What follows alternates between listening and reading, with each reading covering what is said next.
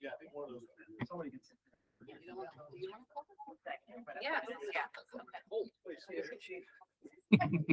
Okay, welcome everyone. I'd like to call this meeting to order for the Board of Supervisors meeting for Wednesday, April 15th. Would you all please rise and join me in the pledge to the flag? Pledge allegiance to the flag, United States.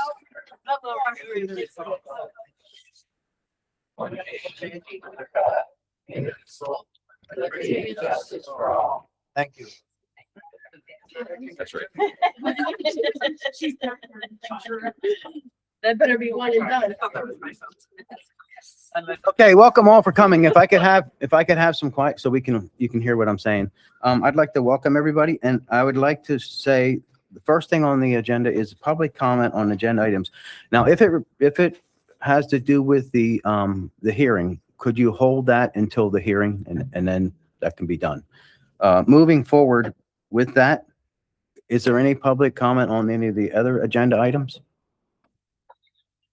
No, we can't do the hearing first because the kids come first. Thank you. Okay, announcements. The 2026 Fishing Derby winners, okay? Every year we do a nice fishing derby for the kids in the park. And the winners this year, and I hope I get his name right, Bryce Mignogna. Bryce has had a 19-inch trout that won first place.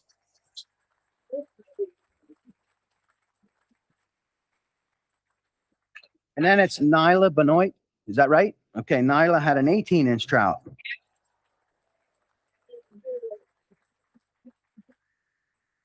And the third largest fish was Ty Kilius. He is not here, right?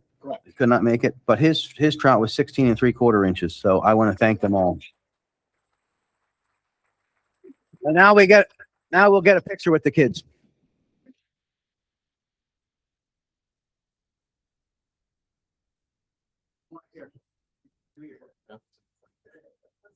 The supervisors of the township donate $50 of their own money every year for 3 largest fish caught by the children. This is yours. I want you to face Mr. Lippincott, please, with me. Okay. Put Dave in there. Dave, come on. Guys want to get into Go right to the camera. Oh, your checkup. You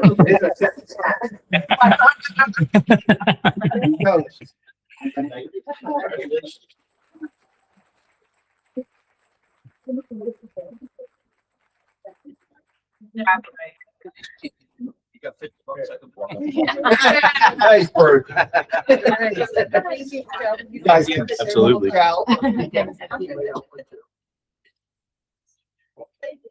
Congratulations. Absolutely. Yep. Take care. Congratulations. Thanks for supporting the fishing derby. Oh, yeah.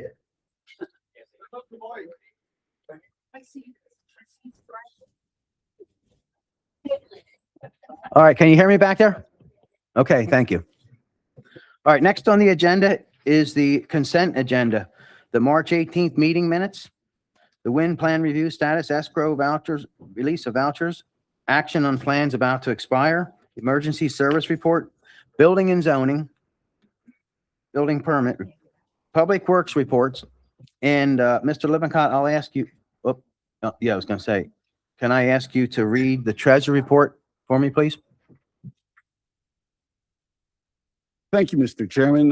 This is the Treasurer's Report as of March 31st, 2026. The General Fund, $696,642.08. The Highway Aid, $54,581.85. The Open Space Fund, $1,076,817.45.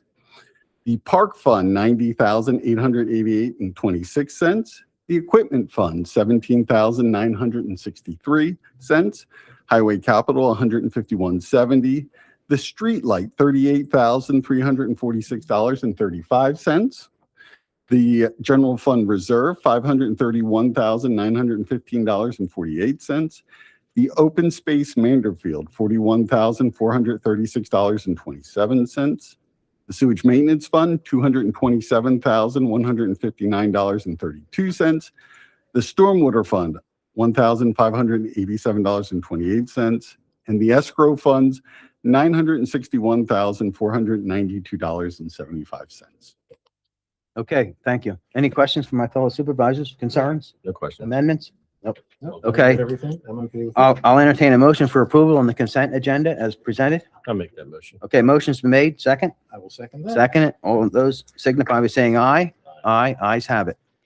Okay, moving forward, confirmed appointments. We do not have any tonight.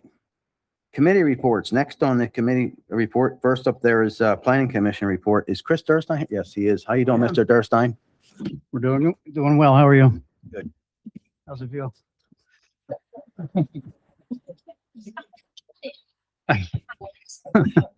All right, so Planning Commission met last night. We had one applicant, they go by TNG and D, which is Dave Nice Construction. They were in last year about developing that 16-acre lot up on Bethlehem Pike, just north of Forest, where all the equipment is staged now. They changed their plan from the previous to relocate their shop buildings, 10,000 square foot building, to the rear of the property with a 4,000 square foot storage garage toward the front. Would have private well and private septic. Aside from the shop and storage garage, they plan to have storage bins, outdoor storage bins for materials that they typically use for their jobs. And they also want to offer that up for retail, to have customers come in and fill pickup trucks or whatever with whatever materials, stone, mulch, whatever. It seems like there's a conflict having the retail use with the, it's a G4 contractor service use is what they're coming in under. Having that retail as a separate, seemed like it would create a conflict. So that needs to be taken a look at. The presentation was given just to provide us the info on the new locations of the building and a few other items. There's a lot of outstanding items that they need to clear up. So we took no action on the plan. Okay. So that was that for them. Do you have any questions? I have none. No questions. I have no questions. Okay. I did All right. watch the hearing last night, so I got caught up on everything. Okay, good. So I couldn't make it. Well, you want to give the rest of the report? No. All right. So during the old business section of our meeting, member John Swearduck had shared info that he had found on model ordinances and adopted ordinance regarding the data center use. He shared thoughts of what we might want to consider inserting into our proposed ordinance, as well as consideration to drafting an ordinance for battery storage. We know that's coming back into the picture. So we thought it might be a good idea to take a look at drawing an ordinance up for that since we don't have that listed as a use. So, and I emailed John's information to Greg, which I think he dispersed to you guys. So if you want to take a look at all the things that we talked about last night, I'm not going to get into everything, take too long. Right. Understand. So that's everything I have. If you have any questions. Questions? It was good. Good information. I'll entertain a motion to approve the Planning Commission report. I'll second that. Okay, motion been made and second. All those signify by saying aye. Aye. Thank you, Chris. Thank you. Thank you, Planning Commission members. You did a good job. Tough job, but good job. All right, next on the committee reports, Park and Rec Committee report. Jody, are you here? Yes, you are. Hi, I'm Jody. here. Hi, everyone. I am the new Park and Rec person. I took over for Dave back in January. Couple of things. We had two, guest this past couple weeks ago. One is Brenda Palin. She's from the Historical Society. I'm pretty sure a lot of you know her. They're celebrating 250th anniversary, and it will be on June 7th. Oh, hi, Brenda. Sorry, I didn't see you over there. They just wanted to use some tables and all that fun stuff. I figured we wouldn't mind using chairs and tables and stuff. It is June 7th. I'm sure Brenda will tell you more. I'm excited. So Number two, the other guest, which was a very awesome young man. His name is Zachary Provost. He's 15 years old and he's an Eagle Scout. He is doing Eagle Scout project to get his last badge, and it's for the Manderfield project, which I'm pretty sure you heard Jay talk about the Manderfield project. It's on Allentown Road. A lot of you hike it, a lot of you do a whole bunch of stuff on it. We appreciate it. There's some repairs that need to be redone, trees fallen, new maps need to be done because the paint has worn off and all that stuff. Him and his crew are going to do it. I think that's really amazing for a young man who's going to be 16 to take care of that. My asking, I need approval. One is actually approval for this one, I should say. We asked, or he asked, meeting Zachary, for a trash can at the park. So I did some digging. I don't think Zachary asked for a specific or not, but of course, Amazon is amazing, as you all know. And we don't need to get this one, but it looks like, if I can pull it up, it looks like this. It's just a regular trash can.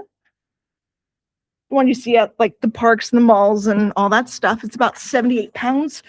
It holds 15 gallons. I figured for that park, there's not a ton of people using it. So I'm asking for approval that Park and Rec buy it. Well, I would like to say, I would be certainly welcome to give you the approval, but I don't think Park and Rec should buy it. We have funds in that are allocated to the Manderfield Preserve. I guess that's what, So, okay. so I should be that's asking that where question. the funds could come out of. But what I would say, if when you get all your approvals together or requests, Yes. that we direct Mr. Lippincott to facilitate those things through the. Okay. I wasn't sure. I'm still new Yes. to this. Sorry, guys. I don't know everything. That's okay. I just think it still would be new. appropriate. So- I don't know, but this is, we were all impressed by this young man. We all need to be more like him. That's all I got to say. He put this all together himself. He was there taking pictures of all this older stuff. He was going to do more research. He even did like the pooling of the plan, and I was quite impressed. Anywho, next thing on the agenda was the fishing derby. I'm not sure if y'all have been there. Pretty darn amazing for that day. We had the highest number amount, I think maybe on record, 159 children.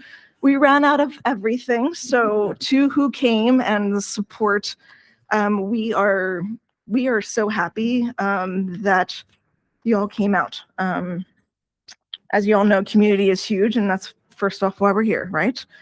Septemberfest, we all know that's coming up. That's pretty great if you all have come to that as well. September 27th, 12th to 4th. We're still trying to get more things happening. More small things are happening. It's pretty cool this year. And then one more small thing, and then I'll let you go.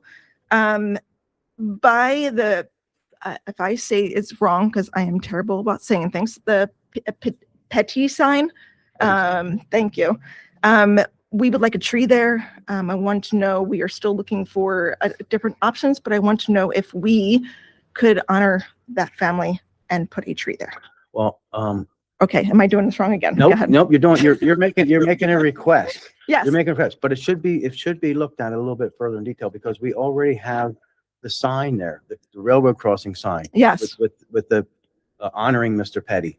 So where would you, we haven't decided on the exact location where a tree would be. So right? the sign is wonderful. We love that sign. We would like another tree in the Okay. area. We're not going to remove the sign. The sign's awesome. Looks really cool. Everyone knows the train.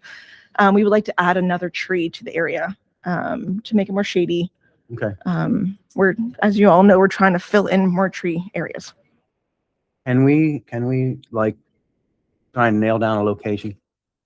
It is Not that it's number done yet. 8. Number 8. Mm-hmm. Any questions, concerns? I have no concerns. I think they're all great. I'm Okay. there. The only thing I can think of is, I saw a couple of confused people. We have a guy named Jimmy Petty who passed away. Sorry.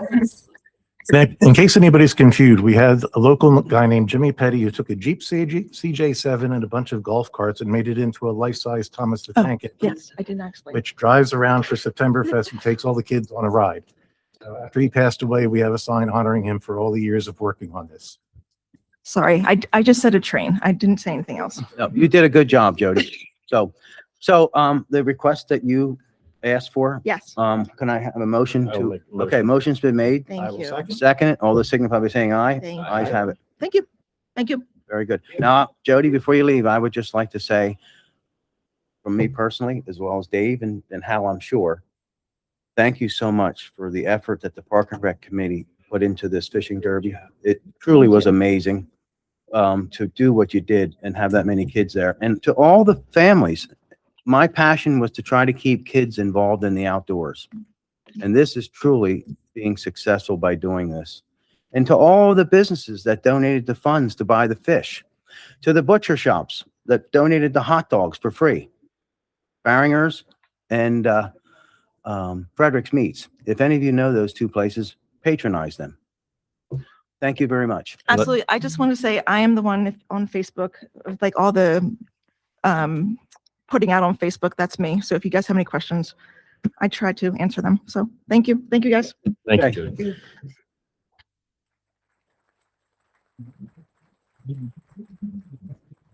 All right, moving forward, next on the committee report is the Conservation Committee. The Conservation Committee could not make it tonight, but they have one thing on their report, the Heritage House Festival on June 7th, 2026. Members will set up a tent and table and information regarding the conservation in West Rock Hill Township. So they're going to participate in that event. Okay, thank you. All right, I'll entertain a motion for approval on that statement. Oh, so moved to just, in case everyone knows, the Heritage House is the old James Farm directly across from us, which is run by the West Rock Hill Historical Society. Okay. Please come out and support them. Second, I second it. all those signify by saying aye. Aye, ayes have it. All right, moving forward, next on the commission reports is the Penn Regional Police Department. Chief Dickinson, how are you, Chief? I'm great. I'm great. Just feel bad for the people behind me. That's all. All right. So I have the March 2026 activity report for the Penn Ridge Regional Police Department. Police Department responded to 747 calls for service. Of those calls, 332 were in East Rock Hill Township, 397 were in West Rock Hill Township, and 18 calls were assisting our neighboring agencies. Department handled 26 traffic crashes in the month of March. Of those crashes, 12 were reportable, 14 were non-reportable, 10 occurring in East Rock Hill Township, and 16 occurring in West Rock Hill Township. A criminal activity that was reported for the month of March included 11 crimes against property, 8 crimes against persons, 4 crimes against society, and 7 of your Group B offenses, which are your more minor offenses. East Rock Hill Township crimes that were reported include 3 reports of identity theft, 2 reports of fraud, 4 weapons offenses investigations, 3 simple assaults, 1 harassment, 1 disorderly conduct, 2 reports of criminal mischief, 1 report of threats, and 1 drug possession. West Rock Hill Township, we had 1 simple assault, 2 thefts, 1 trespassing, a vacancy report, and 2 reports of harassment. The criminal charges that we filed in the month of March included 2 charges for drug possession, 2 charges for possession of drug paraphernalia, 4 charges of harassment, 2 charges of simple assault, 2 charges of possession of child pornography, 1 charge of criminal use of a communications device, 1 theft report, 1 receiving stolen property, illegal use of a residential recycling center, 2 disorderly conducts, 1 violation of the dog law, 1 individual was arrested for driving with a suspended license while being a habitual offender, and 2 charges of criminal mischief. Our other police activities for the month of March included 179 traffic enforcement details. Police Department issued 127 traffic citations, 126 traffic warnings, conducted 16 school checks, 98 part checks, 54 business checks, and the officers participated or attended in 386 hours of training in the month of March. So far for the year of 2026, the Police Department has handled 2,141 calls for service. We've responded and investigated 89 traffic crashes. A total of 120 offenses have been reported. 60 criminal charges have been filed, and officers either participated or attended in 626 hours of training. And that would be your March 2026 activity report for the Penn Ridge Regional Police Department. Okay, thank you, Chief. Any questions for the chief? Concerns? No questions. Okay, Read it over, looks good. I'll entertain a motion for approval on the chief's report. I'll make that motion. Okay, motion's been made. I will second. Second, all those signify by saying aye. Aye, ayes have it. Thank you, Chief. Thank you. Chief, and thank you to the news officers. Um, I think okay, moving forward, next on the agenda is the Joint Rec Authority report. Angela, hi, how are you? I'm good. How about yourself? Very good, thank you. So, I did fail to announce something during the fishing derby report. The season pass for 4 that I purchased, we raffled that off. Do we have a name of who won that? We I ra- didn't get to ask Yeah. because Reggie was out. Yeah, I'm sorry. didn't get I forgot to if you ask, purchased it. I forgot Yeah. to ask who won that. A kid won that. Oh, Okay, did he? Okay, good. good. so So- we'll probably be able to find out through the girls at Sellersville. Okay, good. All Okay. right, well, thank you very much. I You're welcome. appreciate that. So, Okay, All right. you may proceed. well, I am not Hal. I'm Angela Goodwin. I'm on the Yep. board with the Parks and Rec. Joint Rec, excuse me. All right, so our report, the River Crossing YMCA, we are still working with them. They are still interested in doing a 5-year contract with the pool. They will, like I said, we're still in negotiations with them with that, but they will be using the pool from 6 a.m. Monday through Friday. And they're looking at doing like a yearly increase with the contract. So that's one thing. The next is repairs and painting. So, that's been started. So the pool is like prepped and ready for painting. The pad has been poured for the slide. There's been some upgrades to the kiddie pool. I don't want to give away that yet until the pool's open.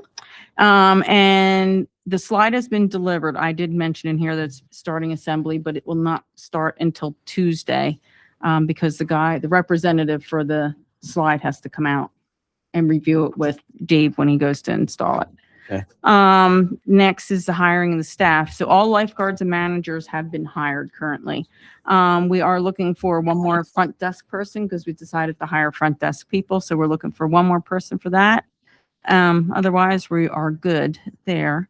Cleanup day. So we had a great cleanup day last month. We got everything accomplished that we needed to get done. We have another cleanup day this Saturday. If anybody's interested, wants to come out, that's from 9 o'clock till till we're done with everything. If we're there for lunch, we will provide lunch. Donations. We are currently working on donations with the sponsors that we currently have, as well as trying to get some more, especially since we have 2 new members on the board. So they're trying to work at getting some more sponsors and stuff for us as well. The one has some great contacts, so we're keeping our fingers crossed. The grant committee is currently, they submitted some grants, but they're currently looking at getting some grants, possibly, hopefully through some local banks. I know Univest is one. So we're working with that. Fundraising, we have a dine and donate that is scheduled at Bankers on 4/22 from 5 to 9, and the horse on 5/14 from 5 to 9. So anybody that'd like to come out and support the pool, please do.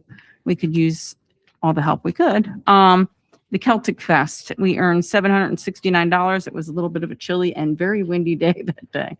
So not as many people attended that day as well. The feasibility study has been completed and has been paid up to date. The snack stand, we're still working on getting somebody for the snack stand. Shelley may have somebody interested, but no contract has been signed yet. But if anybody knows of anyone that would like to run the snack stand at the pool, please contact one of us and we'd love to talk to you. So, and that's really all I had. The penguin, I do want to mention that we're doing a penguin plunge. Okay. So the pool's going to be doing fundraising for, Liz's Closet. The Saturday before Memorial Day, we're going to do, right after the parade, we're going to go there and do what penguin plunge for the new slide. And we're just asking everybody brings like an item for Liz's Closet as well. So if anybody would like to come out for that, we'd appreciate it. And, we're doing whatever we can for the kids to support the kids. We're working on the contracts too for the same camps. We've had the same camps. So as we all know, this pool's for the kids. So, but that's all. Thank you. Can I, you said the Saturday, do we know the date? I'd just like to announce the date publicly if we could. I think it's the 22nd. For the Saturday for before, the penguin. 23rd. 23rd. Okay. Okay. Thank you very Sorry. much. Thank you. Yeah, that's all I have. Yep. All right. Okay. Okay,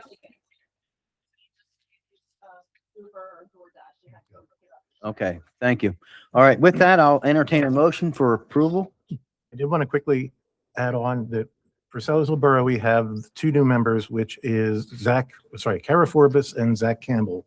So we were very glad to have them. We also now have another opening. So if anybody knows somebody who's a resident or taxpayer in Sellersville Borough, the Holiday House Board is looking for another member. We have a 6-member board of all volunteers.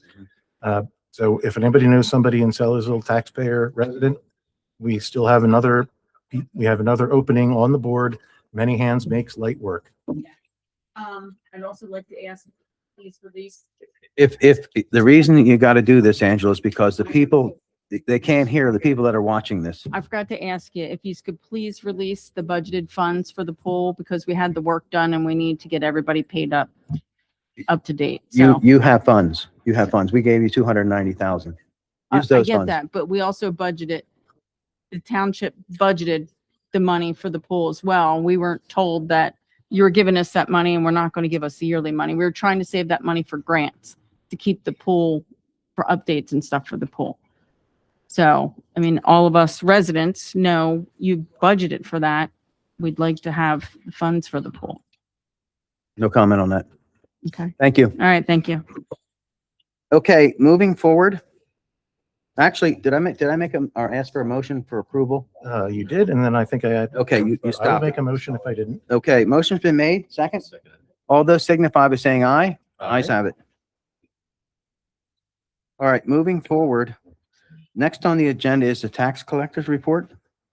Suzanne Clark, how are you? Fine, thank you. I am here. Okay, for the month of April so far, I've collected $100,935.92 in our annual taxes that were just mailed March the 1st. No interim tax bills were collected. Streetlight tax, $485.55. That's so far for the month of April. Just want to let everybody know that I have extra collection hours. April 23rd, 10 to 1, 24th, 6 to 8, the 27th and 30th, 10 to 1. If anyone has not received a tax bill from me as of today's date, please give me a call. I will tell you that the mail service has been horrible this year. I've had a lot of taxpayers call me saying that tax bills were not received. So if you didn't get your tax bill from me, please reach out to me. I'll be happy to get you a copy.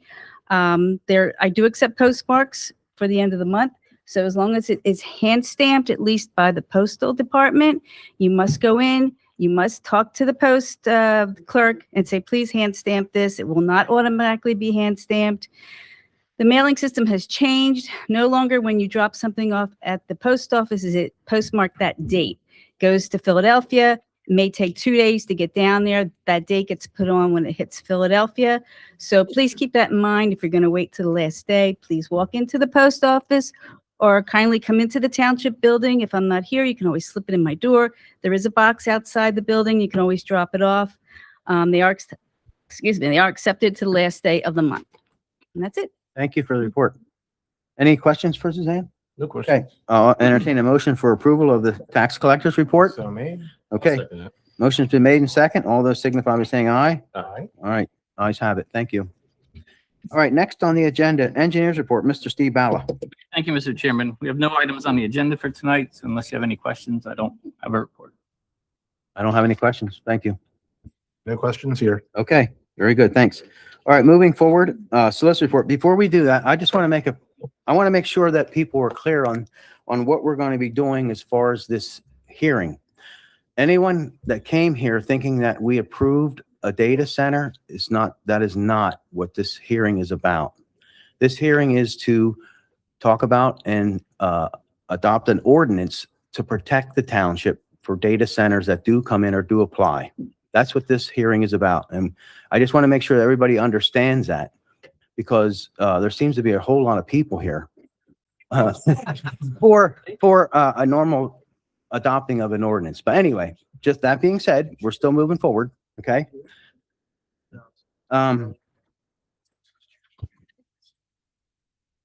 Just say before I get started, we got 2 extra chairs up here. I feel bad so many people are sitting on. Yep.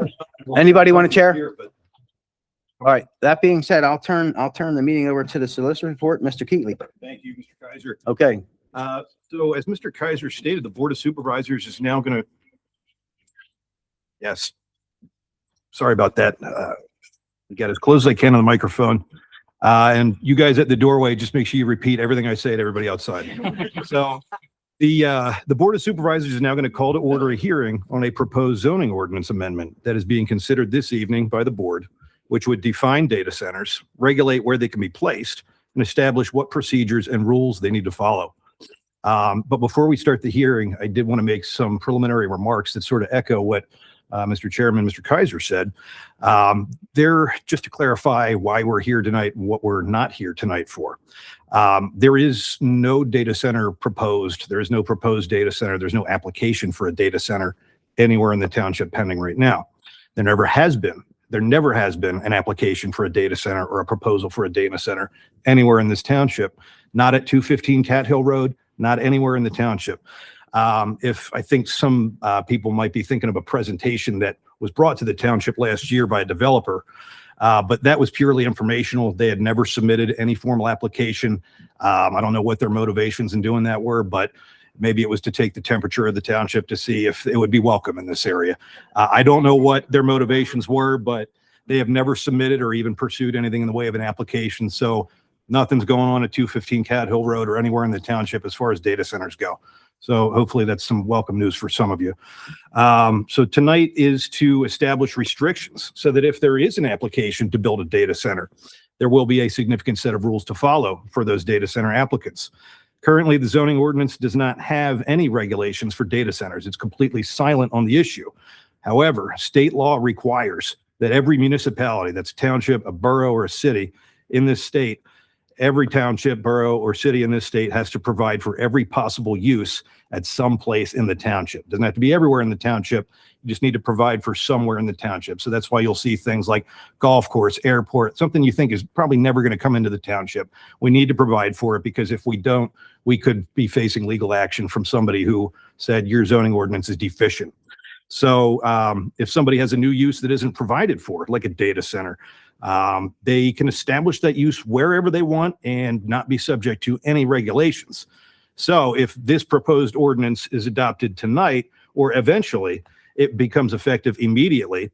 And if the township then were to ever receive an application for a data center, there will then be many rules to follow for that applicant. For example, there would be 2 more public hearings after that conducted. Any applicant would have to go to zoning hearing board and get special exception permission. Notification goes out for those. Public comment is taken at those meetings as well. So there would be more opportunity to speak about a particular project if one was ever brought to the township.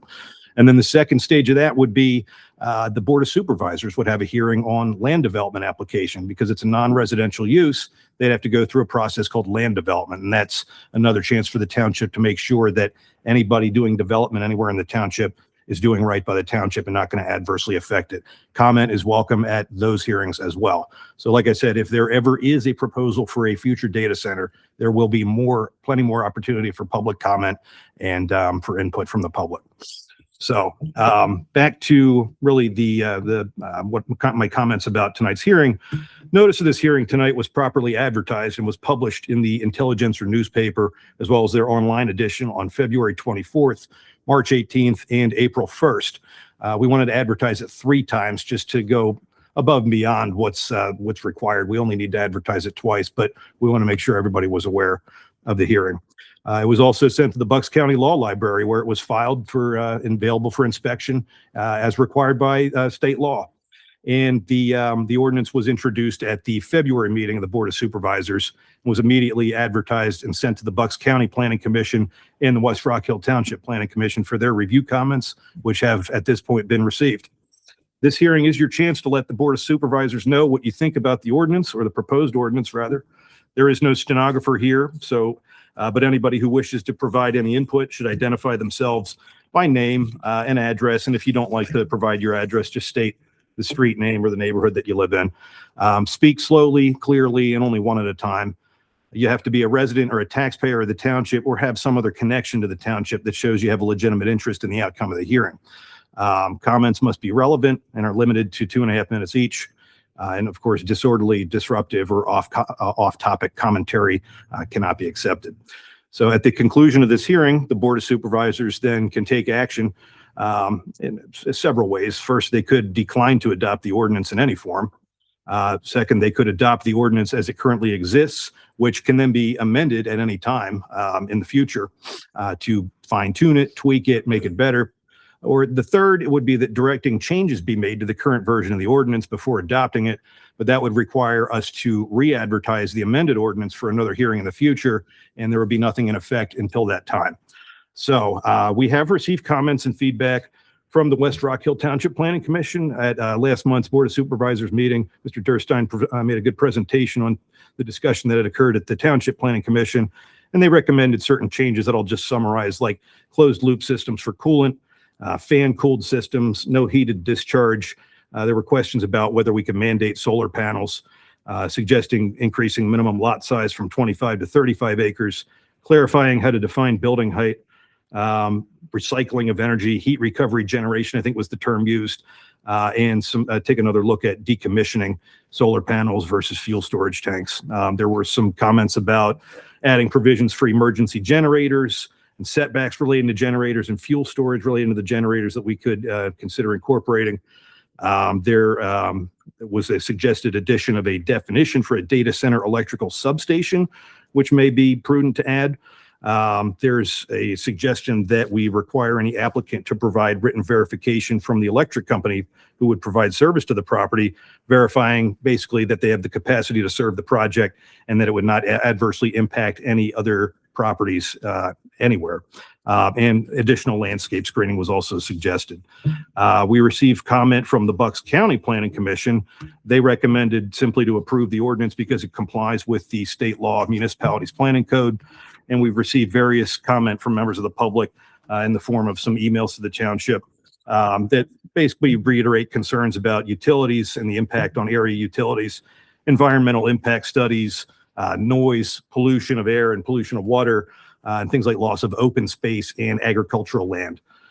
So at this point, I will turn it over to the public. Are there any comments on the proposed ordinance amendment? And just so we have some order of operations, I guess maybe we could have township residents come up first. Whoever wants to come up first. Right here in the green. At this podium here, and make sure you speak into the microphone, state your name and where you're from or what your interest in the outcome is.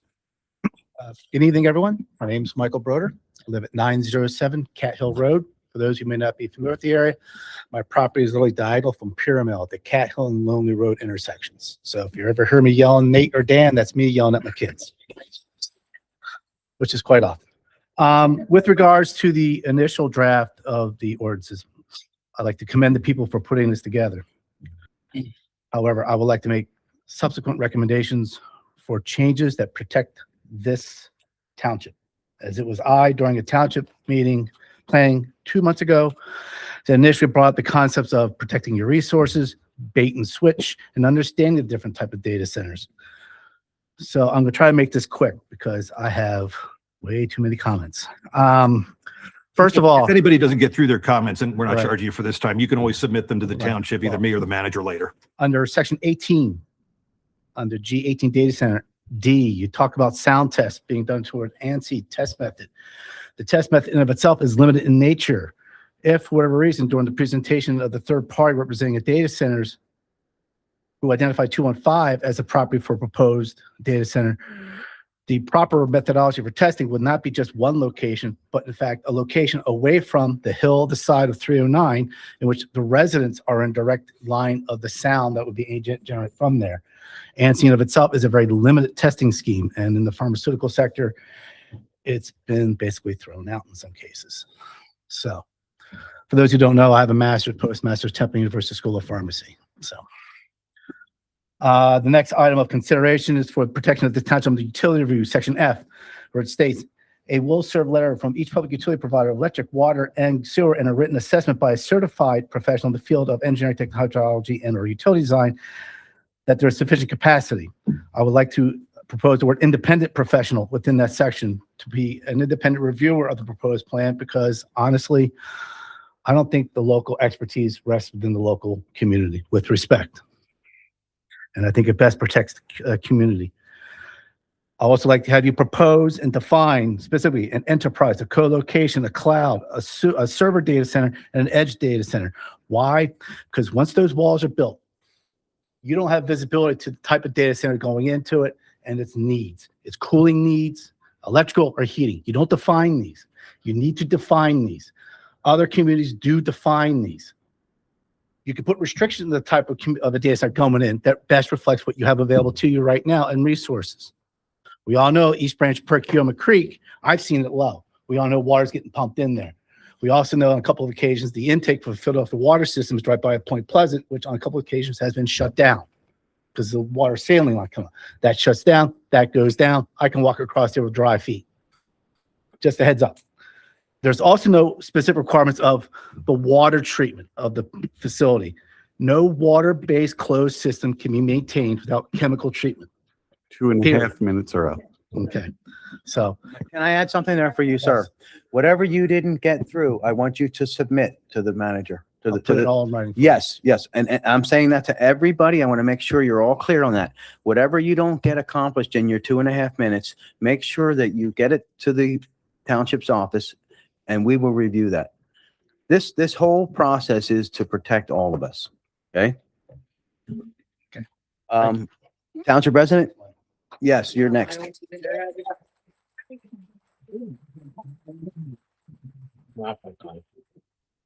Can you?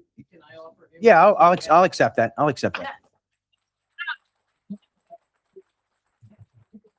Okay, my name is Michael Broder, part 2. Decommissioning provisions. There is not a specific mentioning saying that if a firm should decide on decommissioning, what the application process would be for a new firm going into there.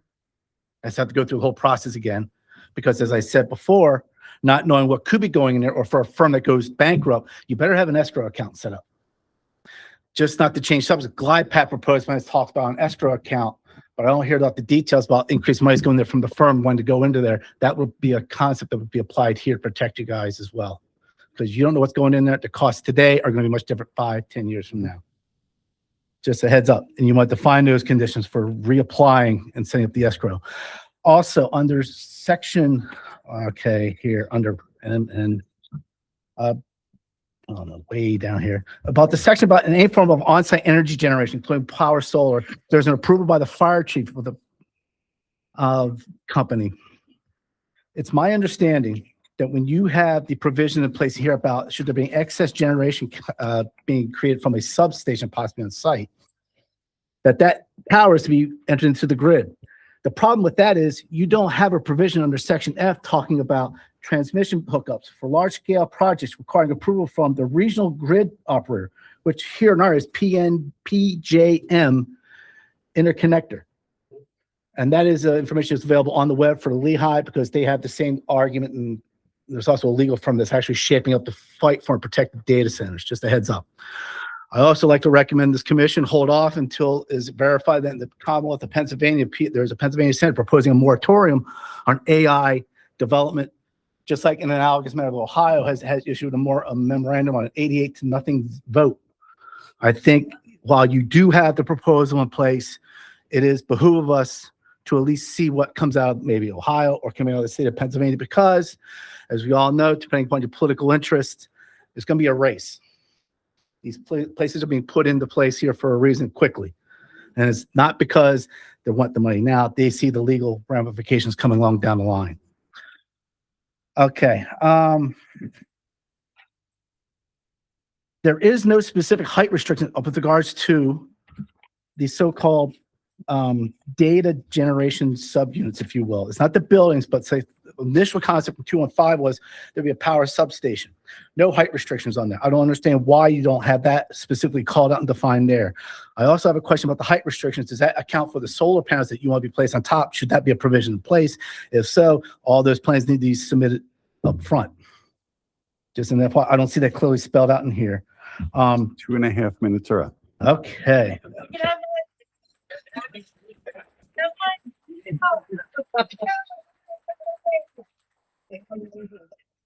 Really?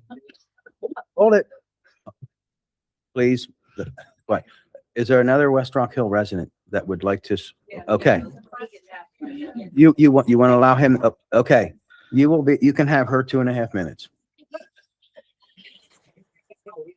Michael Broder, part 3. My apologies. Michael, before you start, I do want to remind you too, whatever you don't get through, I will write this you up for can guys. submit, okay? Okay. We are taking all comments in consideration, All okay? right, I appreciate it. Yep. Well, I wish I was been checking these suckers off as I was going along here. Also, a question with regards to power lines, noise generations, because they're talking about these upgrades to lines and stuff like that. And I do know for a fact that on certain transmission lines, you do have noises being generated. I don't know whether or not there's any restrictions or concerns that could be expressed surrounding the lines that are going into the type of data center that could or potentially be put in place. It's when there's any restrictions. Say if you have a 50 mega kilowatt facility going in versus say a 5 or a 10. Apples and oranges. This plan is where it does not scale up or scale down accordingly. I think Wisconsin has something in place if you want to try to reference that. Just a heads up.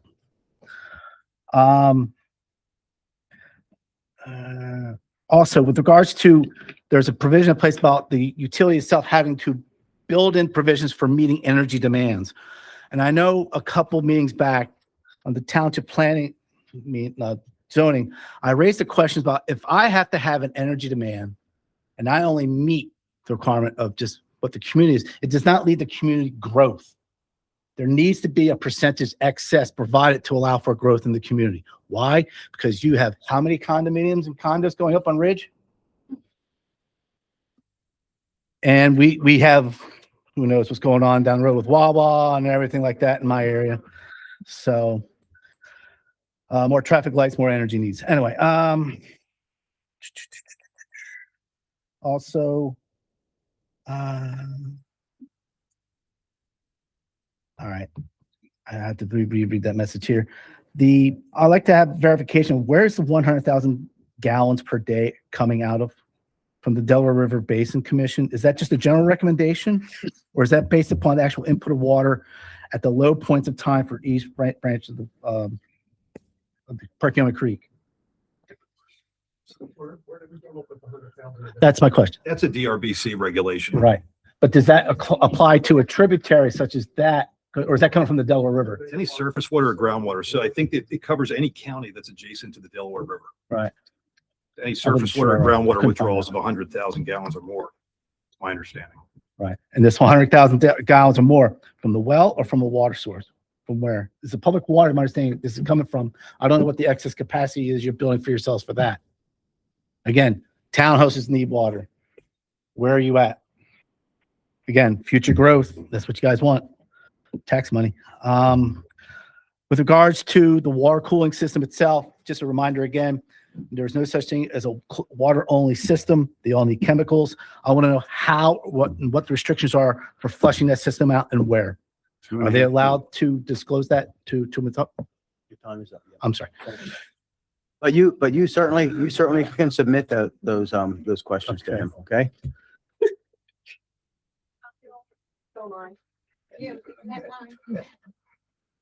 Okay. Michael Broder, You part have 5. Wish I dressed nicer. All right, Just for purpose of the minutes, we should have whoever's delegating their time. I was going to say that. Ma'am, can I have your name and address? Thank you, ma'am. I'm not You sending got you that? a Christmas card, but anyway. Again, there should be disclosure even to the water treatment center in regards to the particular chemicals that are going to be in their systems. I know the chemicals that are used for creating microchips, such as the old IBM facilities, are different than, say, a facility at a pharmaceutical plant, where they treat their water to reduce the hardness values, and then they soften the water, and then they do heat treatments. Having an understanding of that, of those processes there, will give you a better sense of what's going to be coming out of that facility or a facility, okay, in general. Oh, I don't see any provisions for fencing in here. This is a data center. Data centers are going to be a hot topic for national security for various reasons. Okay. I know this from me talking to DOE officials out in Los Alamos, Brookhaven, the Princeton Facility Plasma Laboratory, and Oak Ridge, Tennessee. There's also no provisions for HVAC considerations. These are not spelled out. You would naturally see fencing considerations for a possible proposal glide path for their battery storage units. It was in their initial proposed plan that they rescinded. I see nothing here for this, of anywhere. And depending on where it is, you may have to consider different heights of fencing. Because if you put the facility at 215, despite your setbacks, I can stand basically on 309 and just go, hey, how you doing? Also, there's a provision about construction hours. You allow construction between 7 a.m. and 6 p.m. on weekdays, but then 9 a.m. to 8 p.m. on Saturdays. I'm sorry, I'm a local resident. Why till 8? I mean, I'm home. With all due respect, I don't know where that came from. I don't understand the rationale. That's what the current noise ordinance says. We could consider maybe taking a look at the noise ordinance. All right.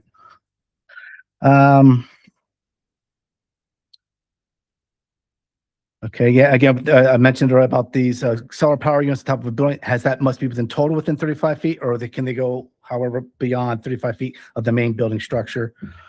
I think, again, decommissioning, you have to know what's going to be coming up into there should the firm go out of business and whatnot. Backup generators, I think was already mentioned before. The size of the backup generators is not restricted or scaled to order. Provisions for maintenance, noise ordinance, gas, diesel containment, depending on what the type of backup generator is, how many times they must fire it up. Also, does the PA require certification of these firms or these sites themselves, depending upon the size? If it's a 50 kilowatt unit, I cannot imagine a mega size center such as the one that's possibly proposed in Limerick would be the same coming into here and not having state representatives looking at this. And does this make sense? Again, independent reviewers need to be called in. 2.5 minutes are up. Thank you, Michael. I'm done.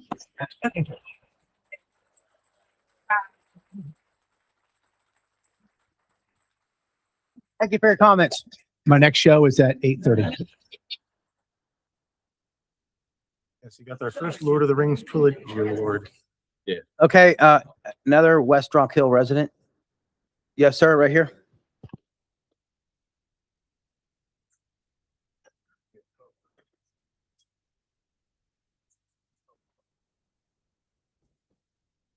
Tough act to follow. Yeah. My name's Scott Riegel. I'm on 4302 Barnt Road. Thank you, Scott. I was with UPS for 38 years, 17 years as an engineer. I deployed a number of systems there, corporate-wide systems, actually developed stuff that measured networks.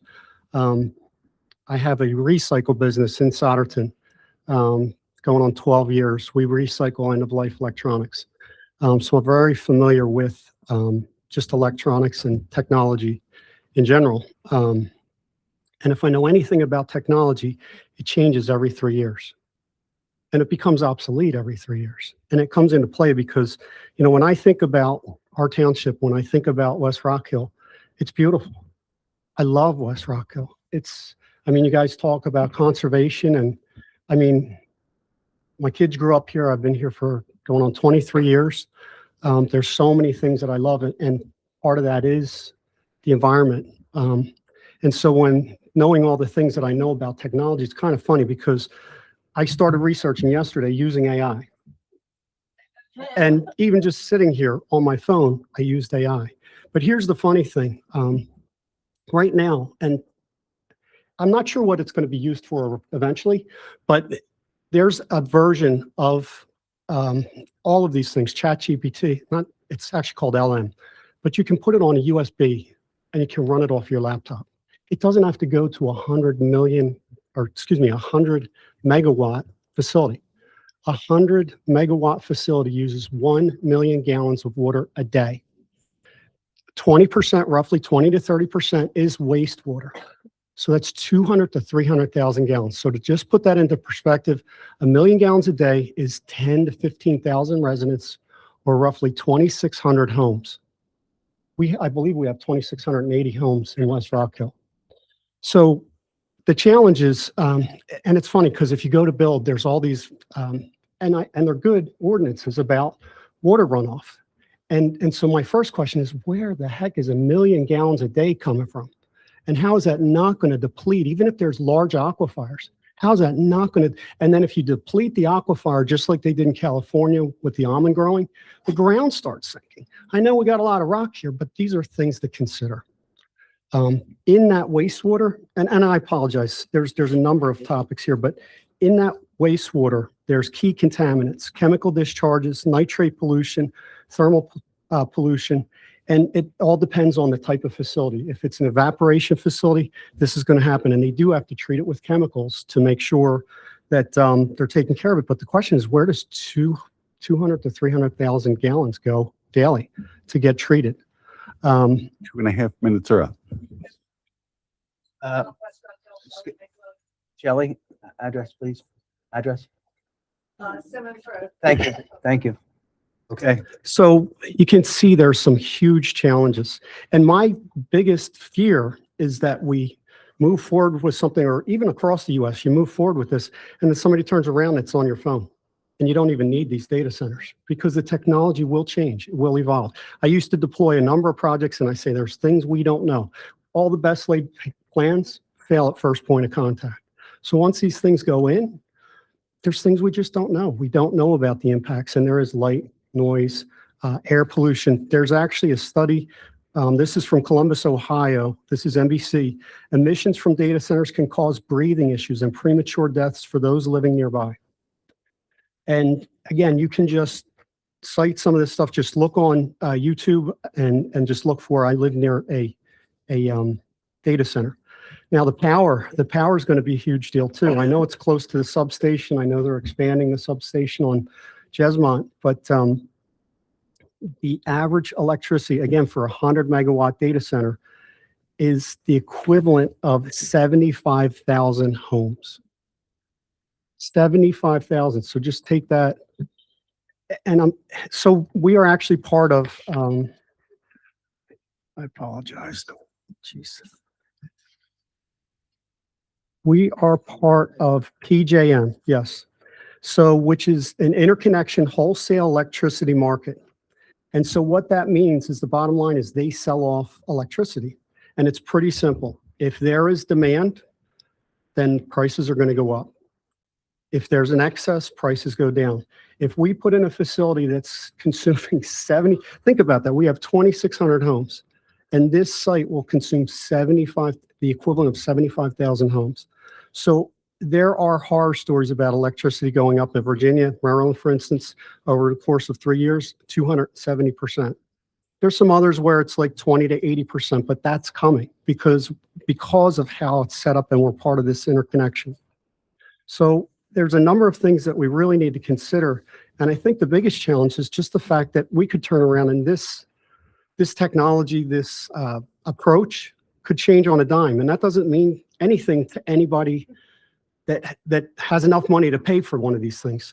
And I could get into the inner parts of it too, because even the GPUs, the graphics cards that they use, they're obsolete every 3 years. There's a huge waste product off of that facility itself.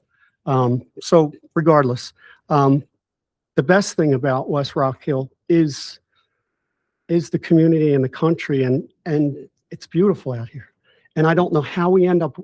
I don't know how we end up with one of these, because there's light pollution, noise pollution, air pollution, and things we don't know yet. So please consider those as we're writing the ordinances. If there's anything I can do to help, I'd be more than happy to make my time available. And I just want to say thanks for the time. You got it.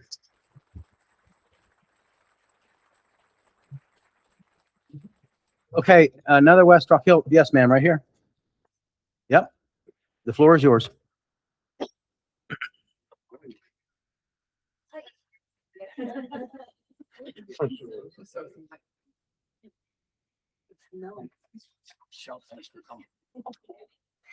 Michelle Shutter, 260 Thousand Acre Road, Sellersville. Sorry, I'm a little nervous. So where in the township would this proposed ordinance allot an area for a potential data center if one were to come in? Do Do we know? Is We're there not, we're not sure yet. Mr. Planned, Keeley? the planned industrial district is the zone, the only zone where these would be permitted, and they would have to get special permission from the zoning hearing board before they could proceed. Okay, and is that near 309? It's more so like off of State Road, 152, Meeting House, Okay, that area. I was just curious. Goes over. Uh, Yeah, they'll- Behind the lady in the white on the map. Oh, okay, sorry. Your own. So, well, did you see all the people outside? Yes. There were a lot of people. Yep. So, one of my main things is I just wonder, all right, well, let me go through. So many people are very, very concerned about the electricity supply impacts. The electricity bill would likely, if not definitely, increase due to a massive power infrastructure investments that would be required. Utility companies often pass the cost for the new power lines and the generation plants onto the customers. Keep in mind, I personally would not ever want to see my electricity bill go up or something like that. They're privately owned. So someone financially benefits, and I don't want that to be at my expense. And I'm sure nobody else here would either. But we all know electricity bills are increasing as it is. So, it's something, we all really need to keep in mind. So these facilities, and they vary in size, they vary in design, but the water quality impacts, the surface water quality impacts, groundwater impacts, wildlife impacts, noise impacts, lighting, vegetation, construction impacts, ecological community impacts, scenic and aesthetics impacts. All definitely need to play factor in this.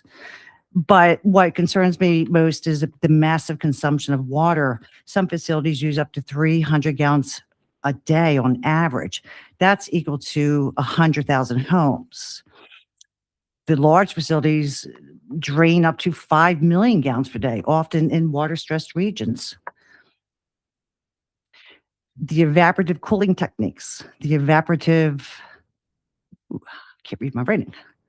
Blowdown produces a salty chemical, heavy wastewater. It is often discharged into the local water systems. These facilities draw large volumes of water from the local watersheds, which can significantly decrease our water levels, affect nearby communities and ecosystems. Cooling systems require chemical additives such as biocides, corrosion inhibitors. Oops. Anybody want to give me their time? Please state your name. Marianne Wilson, 500 Joanna Drive. Thank you, Marianne. Thank you, Marianne. Biocides, corrosion inhibitors, and heavy metals like copper, lead, zinc, which can enter the surface waters. The evaporative cooling can release fine sawdust into the atmosphere, which settles on the water surfaces and increases salinity. Another concern I really have, which I'd like to do more research on, is the potential for thermal impacts that these systems may have on our surface waters, that could be very, very, very detrimental. The construction impacts, any project, especially a project of this magnitude, can have significant soil erosion, sediment control, potential impacts, dust dispersal, noise. So I'm sure that the board has, considered these things, but I think that we really need to carefully consider, the potential for one of these facilities coming in here and impacting not only the environment, but the community. And I don't know, again, you did see the number of people out there, but if there's any way we could maybe even make it so difficult in our ordinance that we're proposing that they can't actually build one.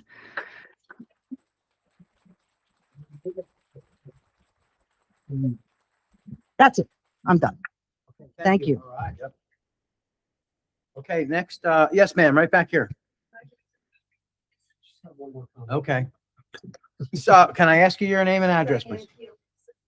Diane Keeler, Simmons Road. Thank you, Diane. I apologize. I forgot the most important part, because anytime I present something to my bosses back at UPS, again, at the corporate level, they would always say to me, well, then what do we do?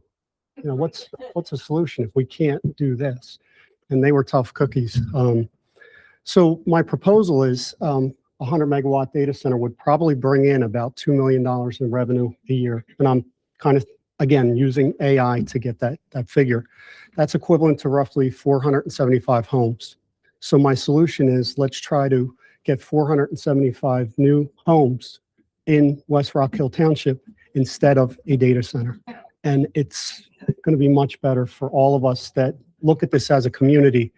So that's all I wanted to add. Thank you. Thanks.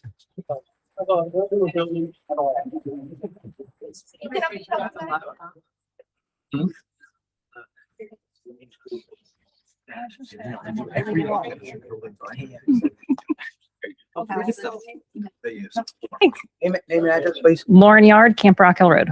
Thank you, Lauren. Thank you. So I'm going to take this in a different approach in the sense that I kind of want to go through all this saying, I look at this as a lens of a working draft.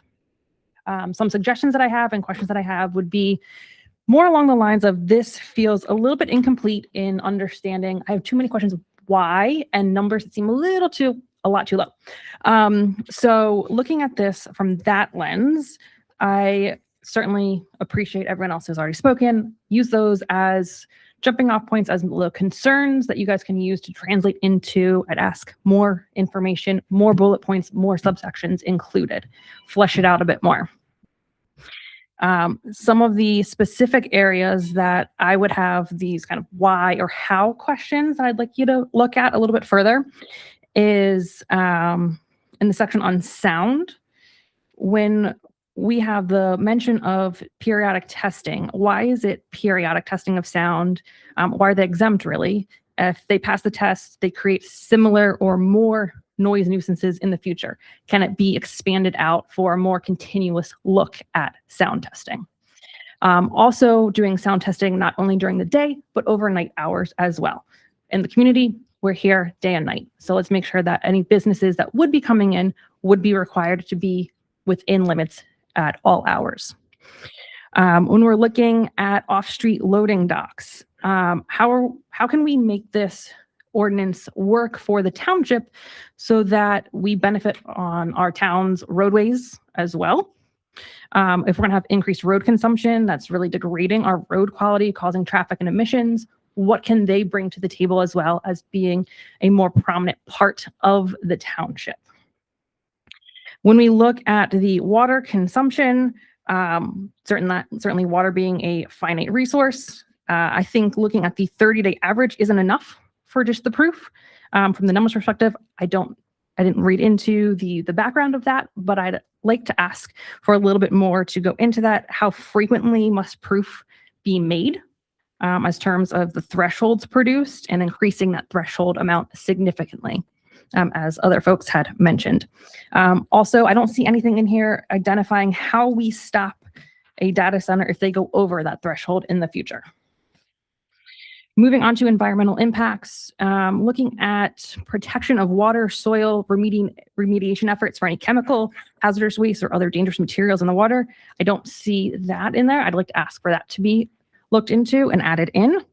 Really, how do we protect against a break in a closed loop system of a water source so that any chemicals that would go into the soil would continue to be not allowed? Let's just say that. 2.5 minutes are up. Okay. Thank you for the time. Andrea Lightcap, 1035 Valley Road. Andrea Lightcap, 1035 Valley Road. Valley Road. Thank you. Continuing on through visible emissions. Again, this is an area where I think we need to include some more frequency in the testing. Who pays for the testing as well? Is it going to be tested in a 24-hour period or just under certain hours as well? Moving on to roof surfaces, when we're talking about the solar power, I think this is a bit unclear. I read through this saying that the data center structure shall be equipped with a rooftop mounted solar, I can't say it, polyvoltaic system. Why are we using the word equipped? I think that's too vague. I think we need to be more specific that it's a required use. When we move on to vertical integration for the solar walls, I'm curious why we don't have a mention of this being required as a use. this does appear to read as if we're saying it's just the installation that's required, not an actual use of that. Moving on to the on-site electricity generation devices or systems shall be designed for behind the meter consumption, so on and so forth. Again, this word of designed, I think is too vague. I think design is not the same forcefulness as saying requiring to use the self-created energy. When we talk about the phased development, that this could be in one or more phases, I think we need to be more specific that all of the information, all of the testing, all of the requirements apply to every single phase. So it's not just 1 or 2 or 3, 4, 5, so on and so forth. I think that's a bit vague there. And then I would also like to encourage us to look at including other ways that we can require a data center to support the township more. This being something that people would most likely be commuting into, not being actual residents. There could be a limited supply or less supply of income and thoughtfulness about our community. So since we all live here, we want to see our children grow up here in a safe environment. That is abundantly clear, as the other remarks have been made from you gentlemen. So I think we need to think about ways that we can require them to be a part of our township, our community, and improve that. I don't have any specific examples, but that is just a suggestion to explore as well. Very good comment. Thank you. Thank you. Okay, any other West Rock Hill resident? Yes, ma'am, right here. Ashley Adams, Ridge Valley Road. Ashley Adams. Yes, Ashley, the floor is yours. Right. So in the interest of not being overly cumulative, I've scrapped a lot of what I had to say. But I do want to piggyback off of some of what we just talked about with lack of things like consequences. Because as we know, data centers are pretty much, there's billionaire corporations behind them. So things like a nominal fine, even if it's a daily fine, they don't matter. And it doesn't regenerate our resources that have been depleted in the time that it's taken for them to not comply, if they ever comply, with those, such as the Article 2, Section 18F3, with the Delaware River Basin Commission. What happens once they get that initial approval, and then in the months that come, they just exceed way beyond that? There is no backstop for constant testing, make sure that they're under any set limits. I know we talked about a little bit about these closed and open loop systems. Some of that 80% of water in the standard open loop systems, it evaporates. So as they're accumulating these potential penalties or fines by continually going over, it's not going back into the watershed. It's not going back into the water table. This does not at all mention anything about wells and how many people are on well water. I know my entire neighborhood is, and I'm sure you guys are as well. The development and construction of data centers has been irrefutably linked to increased sediment, cloudy water, and murky brown residue in residential wells in communities nearby data centers. So what do we do about that? I know where I live, we don't have access to public water. Now, Article 2, Section 18F2 requires applicants to improve public utility infrastructure where necessary. Define where necessary. And how does this help anyone whose well is impacted? Access to public water and sewer systems, they just don't exist in some parts of West Rock Hill Township. If our wells are contaminated, if they run dry, if there's so much sediment in our wells that our well pumps burn out repeatedly, what happens? Does the data center pay for it? Do they expand the public water to include the rest of West Rock Hill Township? And then do they pay to put us on it? No. And as an attorney, also Temple, I say good luck in trying to sue any sort of corporation. They have more money than you, but it's good luck. And you folks, you have immunity and you will claim it immediately when we turn on our taps and there is no water.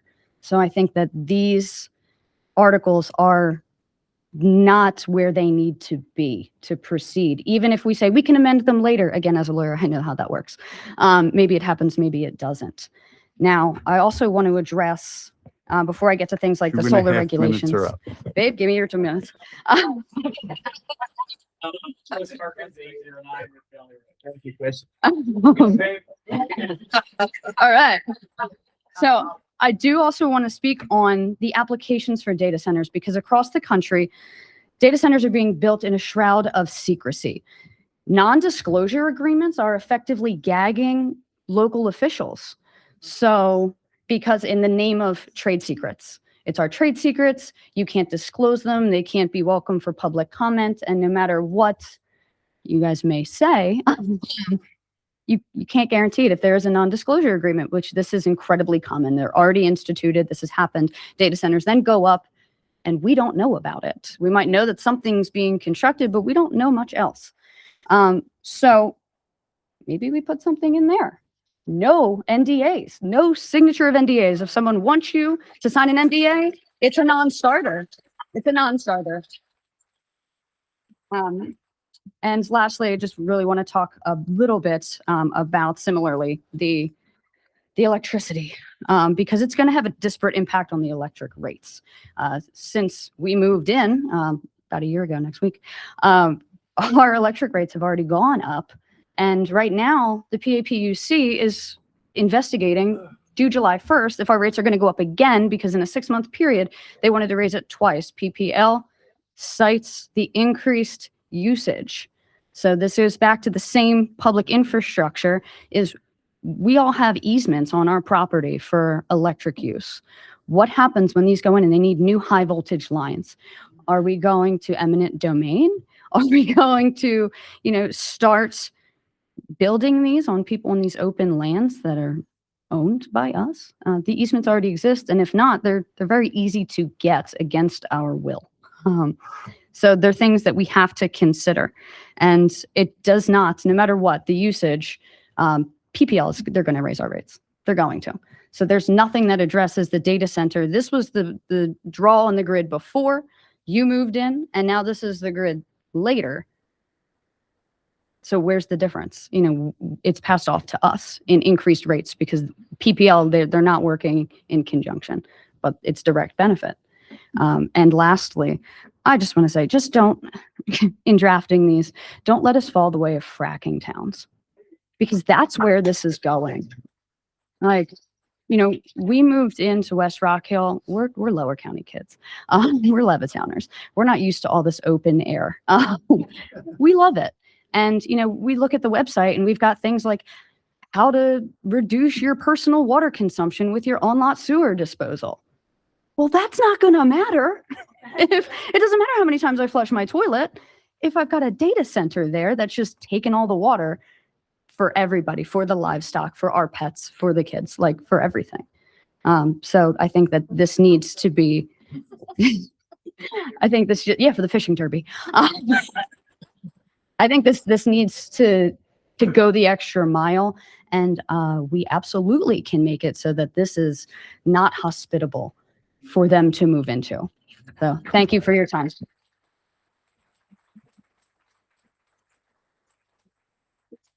Okay, any other West Rock Hill resident? Yes, sir.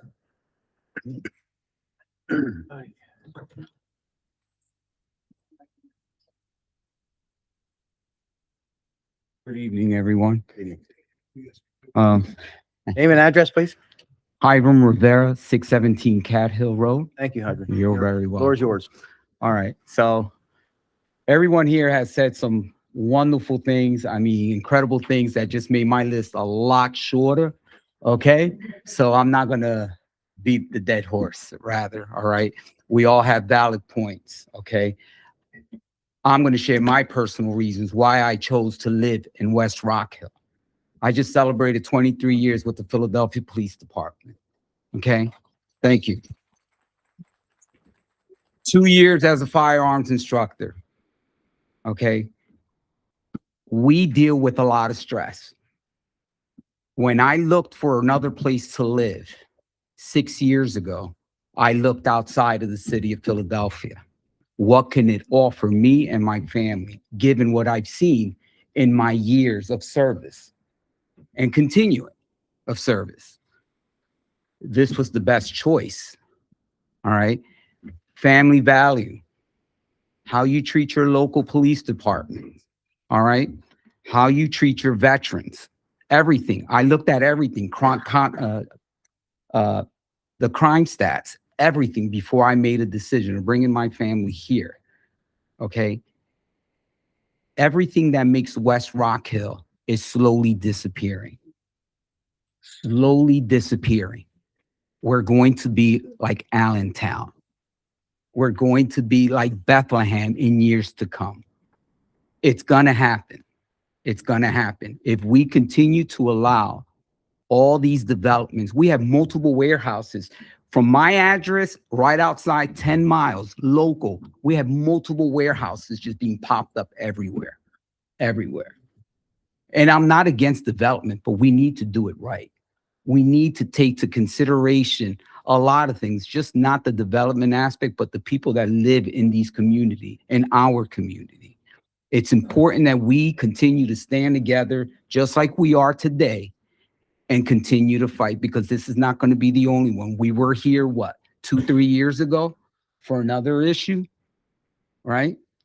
It's going to happen again. It's going to happen again. We need to stay strong. We need to continue to doing what we're doing as we're doing it today. All right. Don't get bent out of shape when things starts popping up and you're not here to voice your opinion. All right. It's important. It's important that we take a lot of things into consideration. There is no long-term research on any of this. This is all new. It's just popping up left and right. All right. Making these harsh decisions. 2.5 minutes. Sir. All right, I'm good. Thank you. Thank you. Thank you. Thank you. Okay, is there another West Rock Hill resident who would like to speak? Yes, sir, back here. Yep, come on up here. Just make sure you give your name and address into the mic. Yep, so we can hear it. I'm Jeff Slemmer, 554 Newberry Court in Sellersville. Welcome, Jeff. Thank you. My main concern is about the sound. I hear that the data centers make it 24/7, just like a hum, a constant noise. And in the code, it says that the, I just lost it, the heating and cooling systems shall not be subject to the night levels that are listed on the chart there. And the planned industrial districts have a higher level than any of the other kinds of zoning districts. So I just want to make sure or see if, you know, since it is a 24/7 sound coming through, that maybe their cooling systems will be subject to those night levels. So I think that should be addressed in there. So that's all I have. Duly noted. Thank you very much for bringing that up. All right. Thank you. Okay.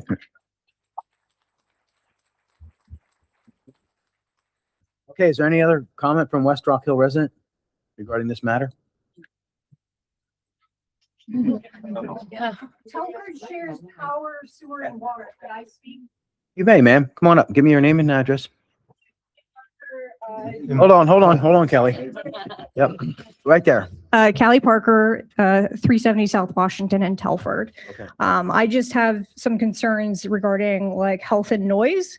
The cited American National Standard Procedure for measuring the noise measures sound in A-weighted decibels.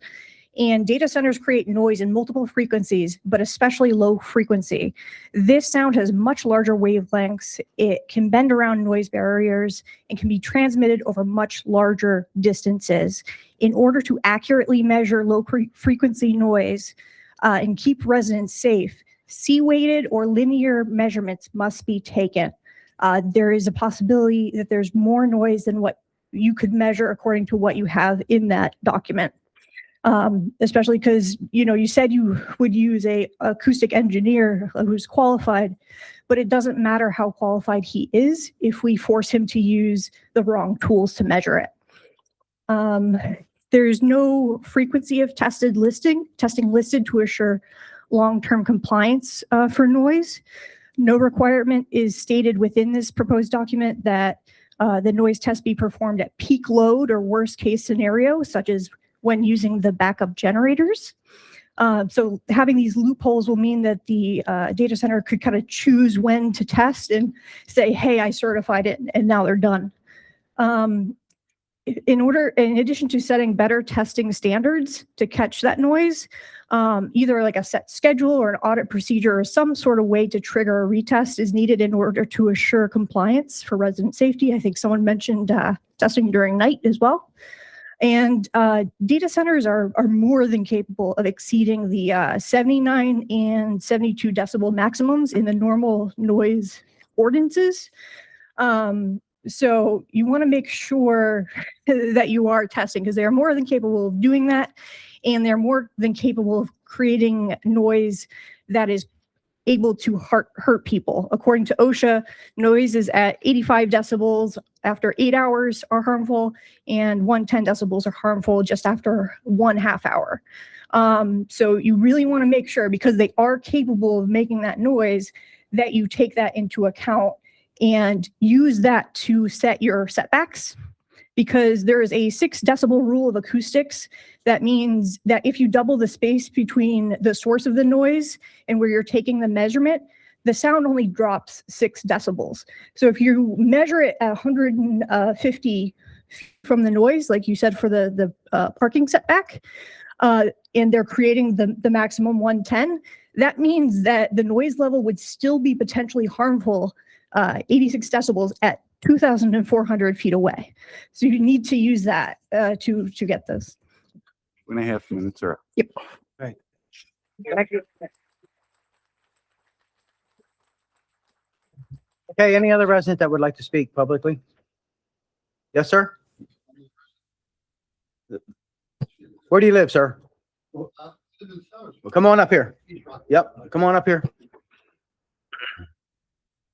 You can state your name and address in the microphone. Okay, thank you.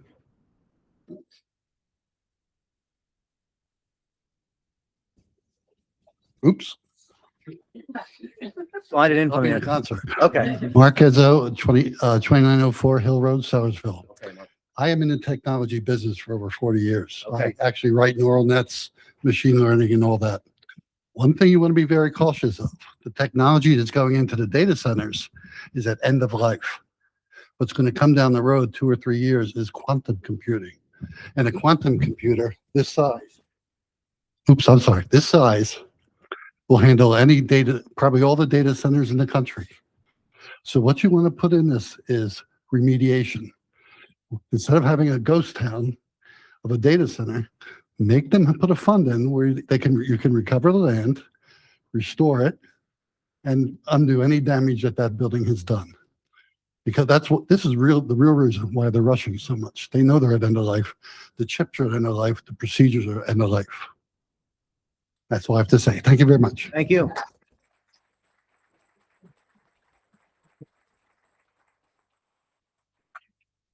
Okay, any other resident? Yes, ma'am, back here. Okay, come on up, ma'am.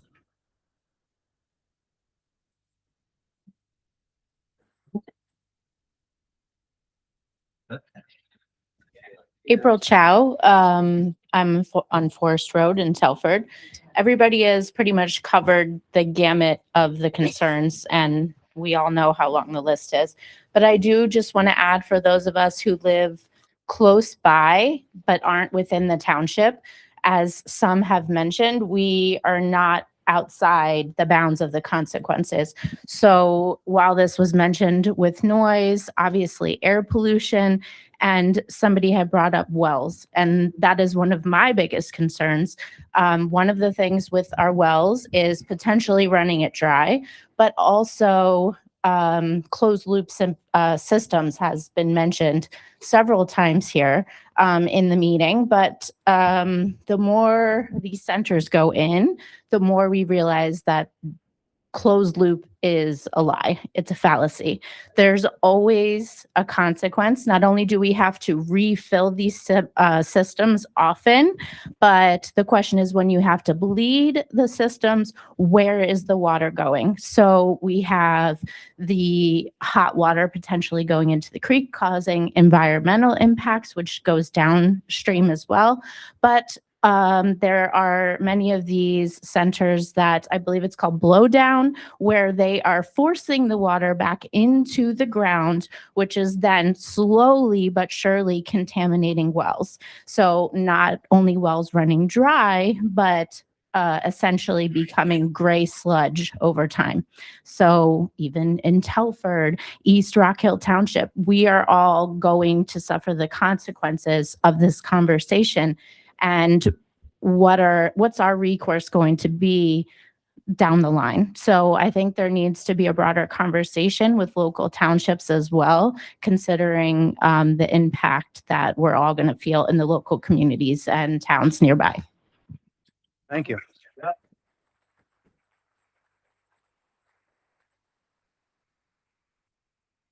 Any, yes, ma'am, right here.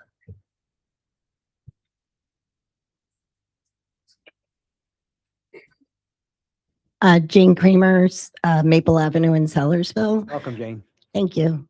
I just wanted to mention that Dublin Borough is also looking at this issue. And I received a copy of what they were considering. It was 27 pages long. So I will definitely email that to you. And if anyone in the community is interested in looking at that, come find me. But 27 pages sounds more robust.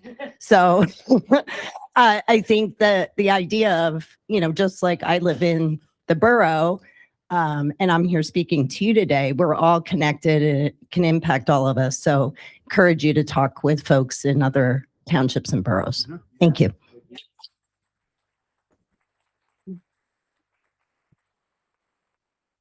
Okay, anybody else? Yes, ma'am, right here.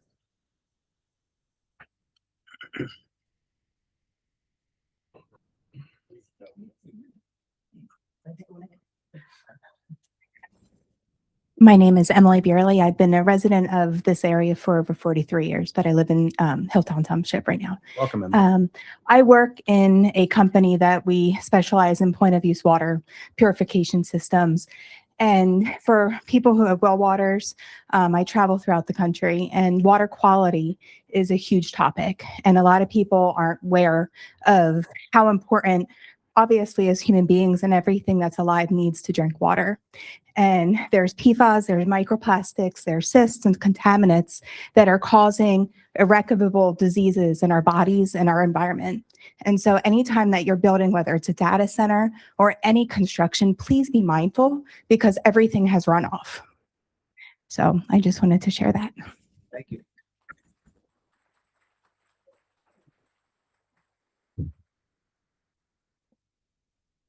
Okay, anybody else? Oh, sorry, I didn't see you, ma'am. Come on. Yep, you're up.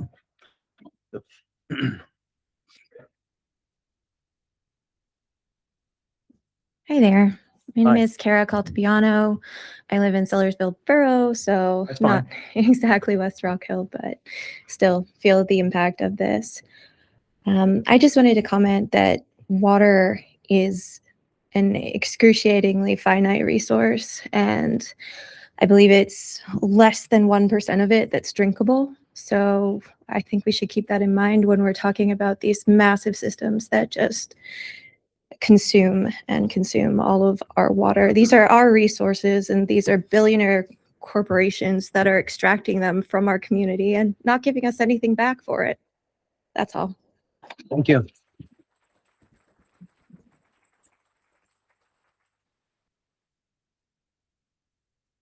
They can't be built while there's a drought. Like now. Anybody else? Yes, ma'am.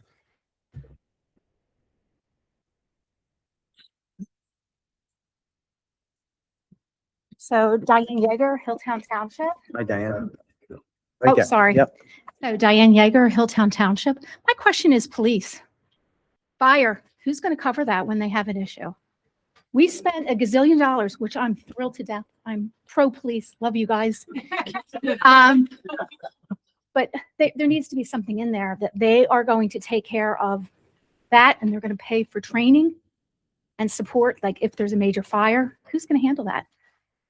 And who's going to be trained on that? Do we need more officers? Who's going to pay for it? And fire. Ambulance, we've already outsourced that. That's handled over in Lansdale. You know, who knows what ambulance company you're going to get.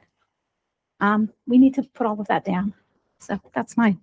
Thank you for your comment. Sure.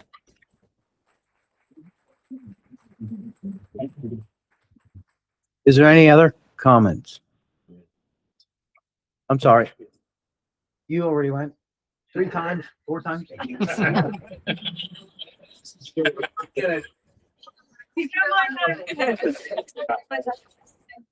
Kathy Gerhart, write it down.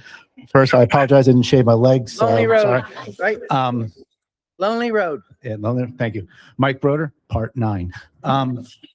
Has anyone asked a representative of the fire company of what his equipment has that can handle a facility? Say, if it's the original concept that was proposed to us of 2 buildings and an electrical generation system, what he can handle either at Sellersville or from Telford or from Tylersport. Well, I'm more concerned, with all due respect, the fire first, then the police later. I'm sorry. Enough of us are armed. Thank you.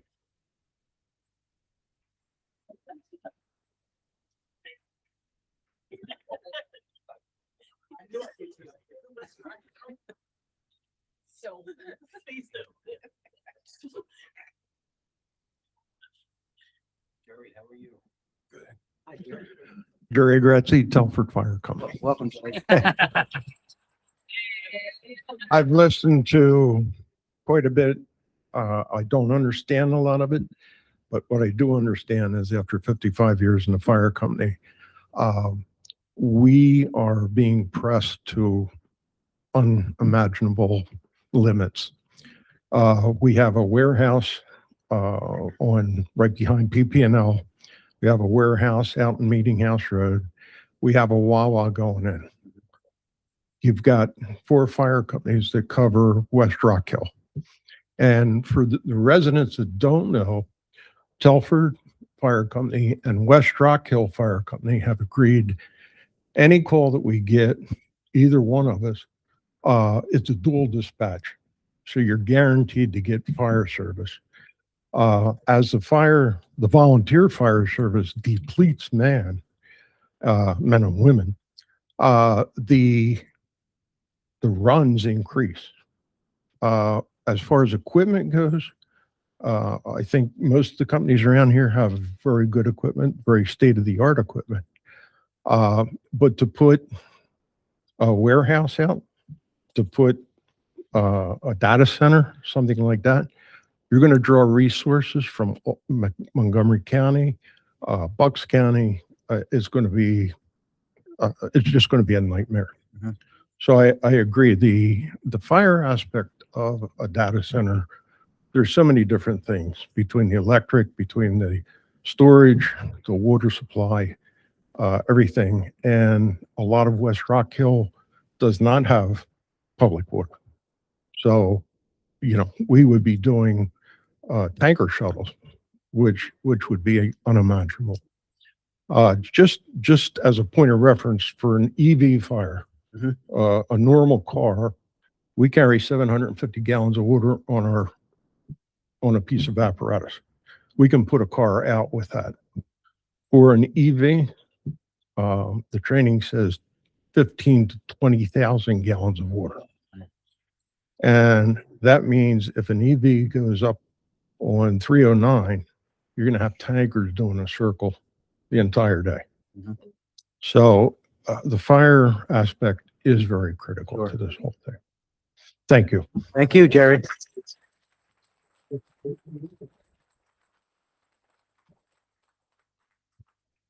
Okay. So, oh, yes, ma'am.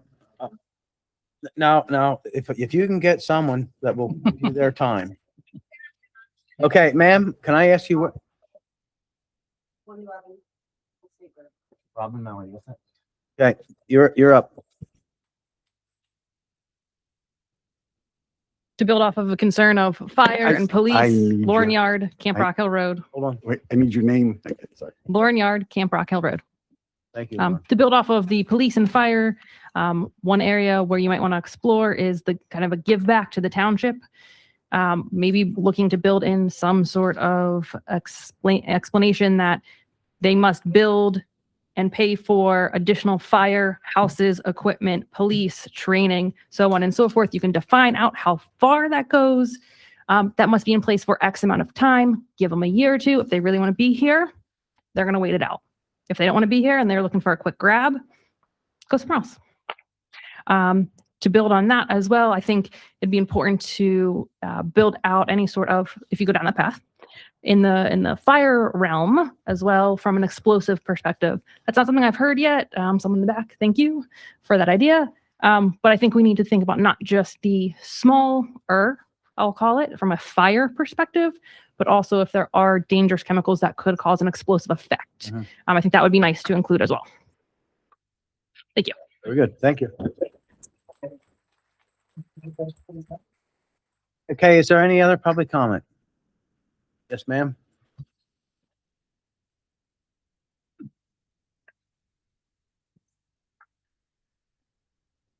Hello, Lauren Geitz, 217 West Hamlin Ave, Telford. And I'm here today as a member of Telford Borough Council and the Indian Valley Regional Planning Commission. Okay. But more importantly, I'm a lifelong resident of this area who's deeply concerned that this weak policy will open the door to a high impact data center coming in down the line and destroying the lives of the people that live here. As proposed, this current ordinance shifts the cost of higher utility rates, strained infrastructure, and permanent health damage onto the people that live here. It doesn't make the data center responsible that would come in for covering any of that. And that's unacceptable. And there are a lot of ways that we can prevent a data center that don't open the townships up to lawsuits. And I know that's a big concern here and something we've been working on with our own planning commission on the Montgomery County side.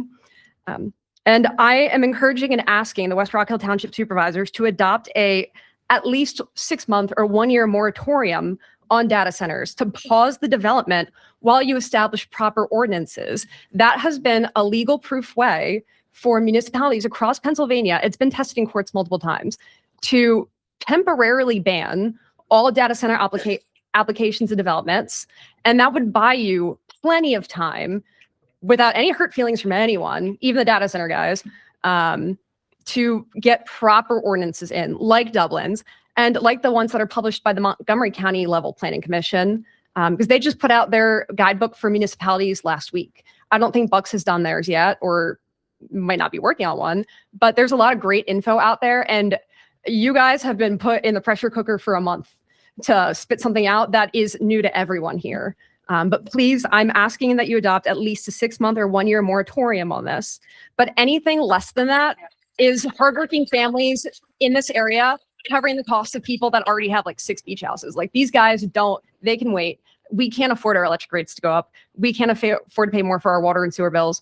And my last comment as a Telford Borough Council member, this is one of the first times I'm hearing, other than the fall meeting that covered this on the Planning Commission, of this data center getting built. And it would be with Telford Borough's Water and Sewer Authority giving it resources. And we have not been in the conversation loop at all on that. And it doesn't matter how much ordinances you have here, it still has to go through us. And I would commit to doing the absolute maximum that I can on the Telford side to make sure that we don't have irresponsible building in our area. As much as we can also work with you guys on that too. I don't want to disrespect your positions, but yeah. Thank you. Thank you. I appreciate your time.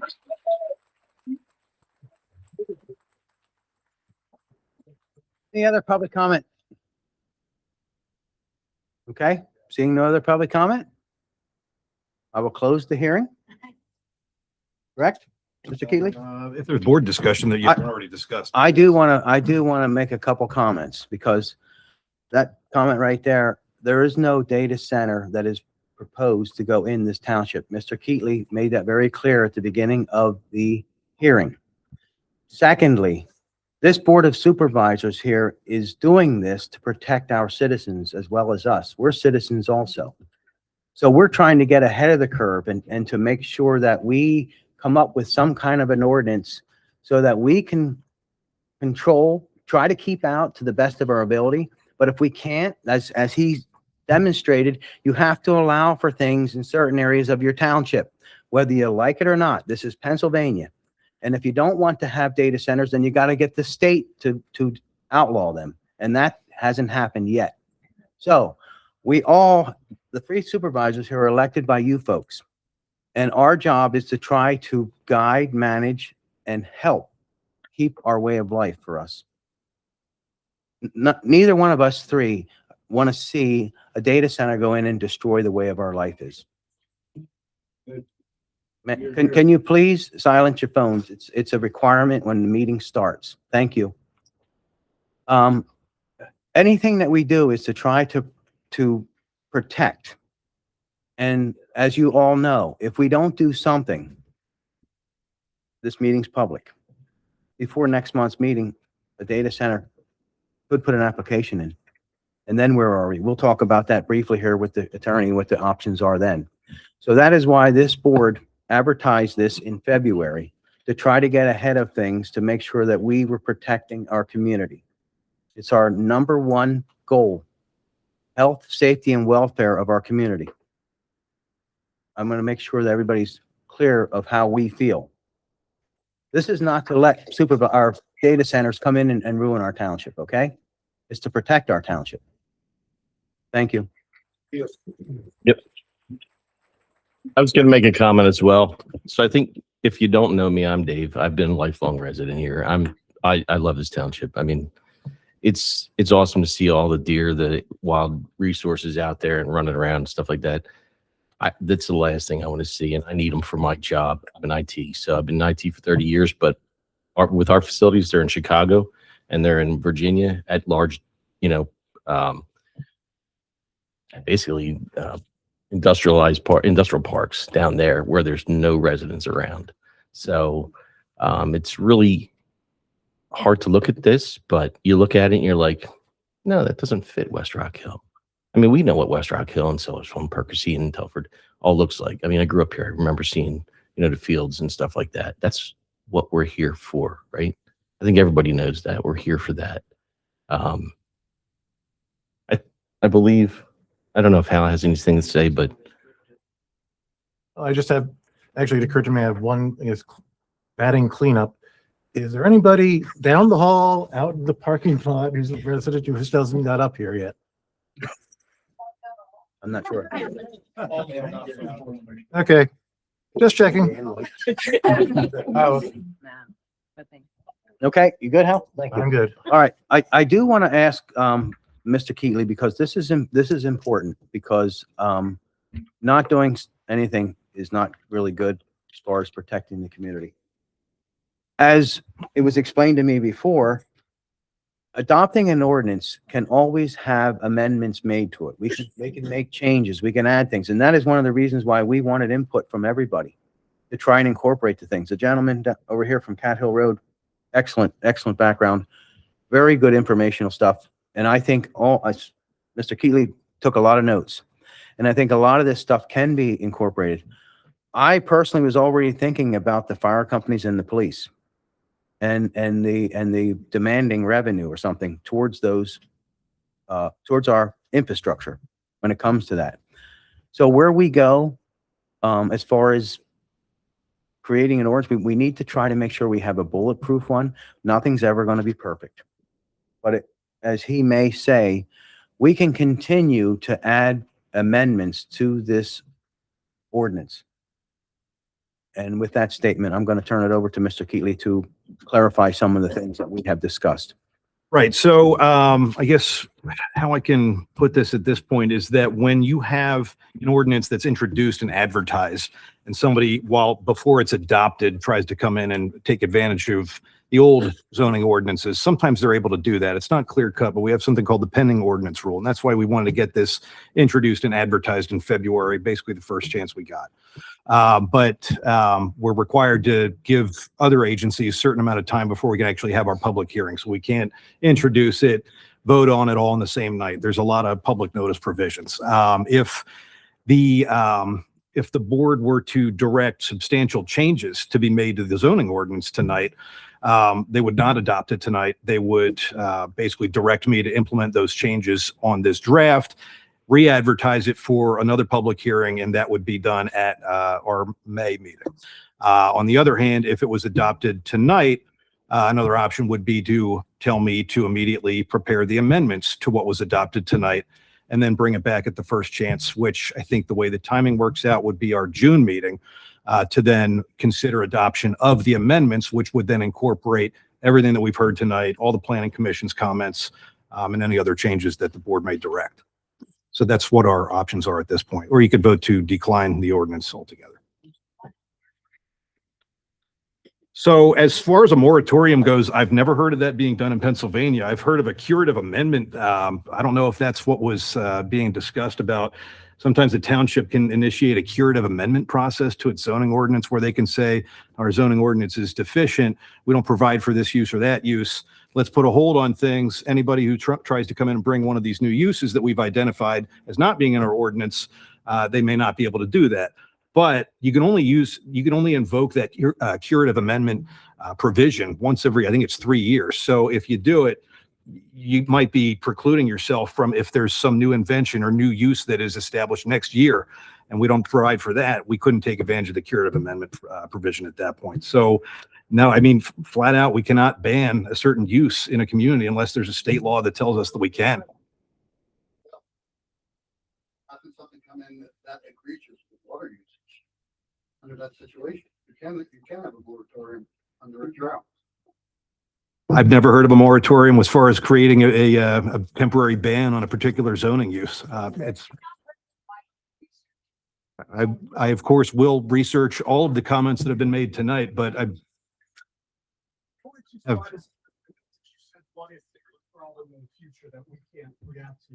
we know about this concern. Just sounds like there's a lot more diligence required, and all that's doing is buying you guys time to vet through that information. So if we went the curative amendment process, we'd have to start all over from scratch again. We basically have to discard the ordinance that's been advertised and introduced and considered already, and then pursue a different process. It's a framework you guys can work off of. I've got the number of things I brought to my bosses before. It certainly sounds like this takes a lot more thought and time. You just heard these concerns. Really, I don't know how much time you would need to vet through, or even talk to the other townships about some of those concerns. Certainly sounds like it would just buy you guys time. And certainly that would benefit. Okay. And since a curative amendment is not on the agenda, can we declare it tonight, or would we be risking 30 days of being unprotected? There's a process that we would need to go through before doing that tonight. We couldn't jump straight to a curative amendment vote tonight. We couldn't pursue that. There's things that we need to do in advance. And all the comments that have been made and ideas and thoughts, those would be, we could consider them as amendments, right? Yes. They could be listed and gathered between the staff and you and whoever sends in emails to be added to the ordinance that is proposed, that has been advertised in the future, right? That's correct. What would that hurt us, if anything? So if we don't pass our ordinance tonight, you mean, and then re-advertise the, you mean if you did not adopt it tonight? And No. I mean, I'm making it clear. If we adopt the ordinance that was advertised and then incorporate all of these concerns, we'll call them amendments, right? Yes. What's the time frame on that? We would bring back the ordinance to amend the ordinance that you would adopt tonight. We would introduce that at our next month's meeting. And then I think the way that the weeks shake out with having to give the planning commission's notice, we'd have to bring it back for a public hearing at our July meeting, unless we set a different night for a meeting. Okay. And wouldn't you have an application for a data center in the meantime? Right. Shouldn't we be at risk for that month?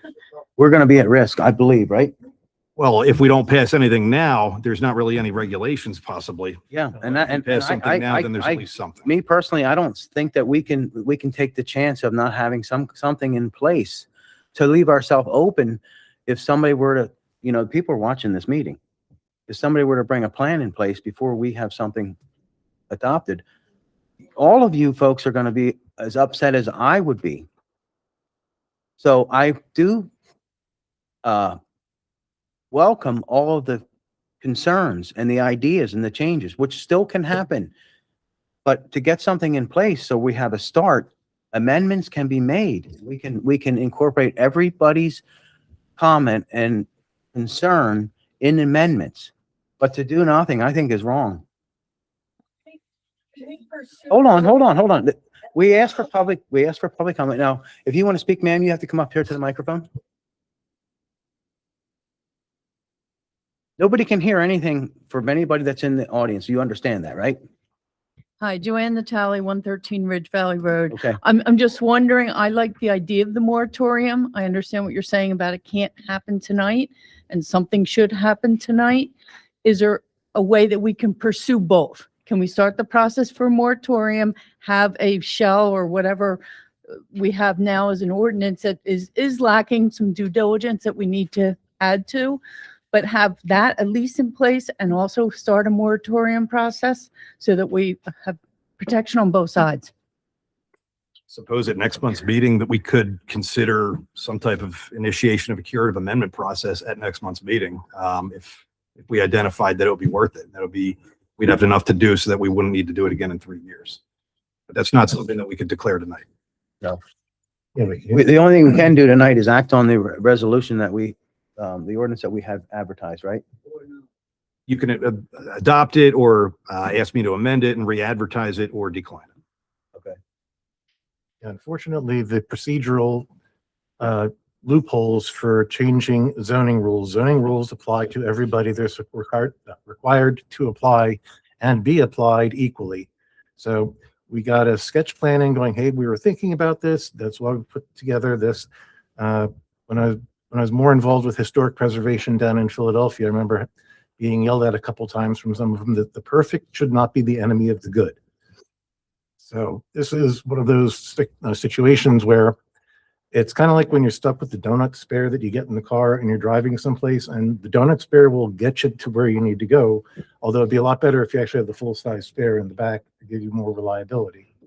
But to be able to move forward on this, then at least we have the protections that we have now, and we can always amend them because there are things that other municipalities have thought of. There are things that you guys brought up that which we can bring into them, but at least we have a basis for this. So it's kind of like we're putting up the Christmas tree and then we can add on the ornaments later as a way of working on this. I think the moratorium could buy us time to do it right and thoroughly. Okay. Getting with other townships, taking into account, there's a lot of things that were brought up today that, we're all learning now. It's all new. Let's do it right. Get something in place now, but also do a moratorium so we have time to do it right. Get the right amendments in place. That would be my opinion. You can't declare a moratorium tonight. You can either adopt it or decline the ordinance that's before you tonight. Ma'am, you haven't spoke yet. Name and address, please. Greg Rumich, 1438 Bethlehem Pike, Sellersville. Okay, thank you. I just wanted to say if it gets accepted today, and then we're talking about amendments, it seems to me the way it is right now, there are so many loopholes and it's so easy for a data center to get in between now and all or most of the restrictions that were suggested today. That's not true.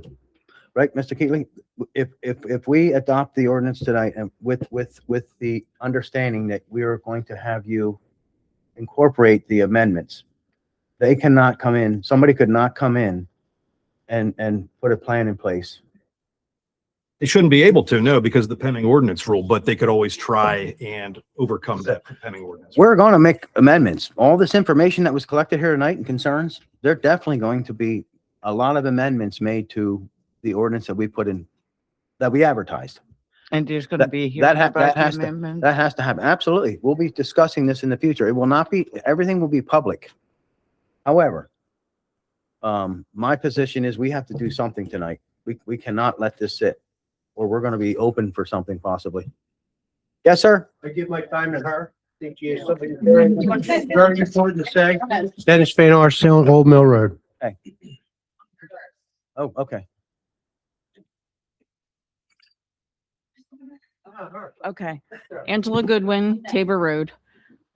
I'm a little confused here. 2-3 months ago, when you talked about the data center, You mentioned about Cat Hill Road, and you mentioned about they wanted to put solar panels on the roof that would handle the electric supply. And you mentioned about they were going to hook up to the public sewer or public water so it wouldn't drain the wells. That's when I expressed my opinion, and I said solar panels will never handle the amount of electric they'll use. And also I said that it's still going to dry up wells, because some of the public wells are also handled by, public water is handled by wells. Regional. So now you're saying there is no center proposed. This is just variance, but yet you, in the meeting 2 months ago, made it sound like there is one that's proposed on Cat Hill Road. There's not. That's no. what I'm a little confused about here. If I was unclear a few months ago, that's my fault. I Yeah. apologize. There Well, is I no don't proposal. understand why you'd stated that they were going to put solar panels on and that they were going to hook up to the public water if there was nothing proposed. That's what's a little confusing here. Just because it was a good idea, really, for anybody who may come in and apply.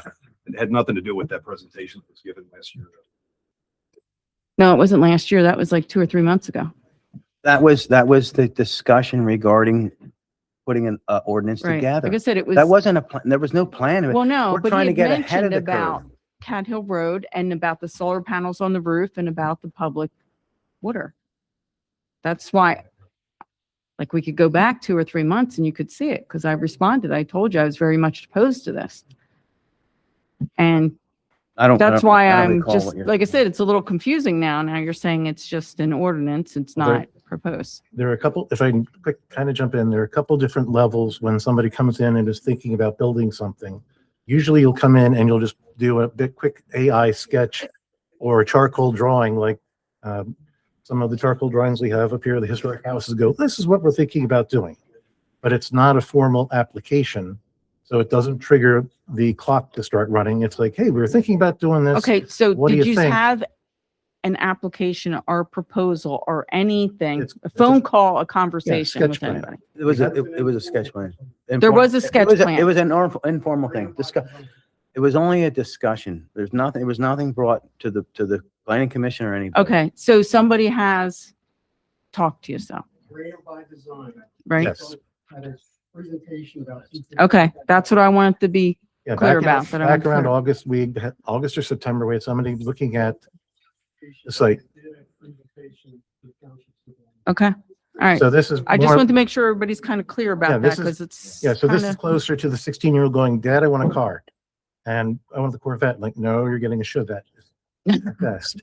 So there's no application. So we're trying to get this done before an application can come in Yeah, the period in between, because then then when you start putting an application in, then you get into engineering fees, then you get into having to do blueprints, you have to do drawings, you have to go through and pull permits.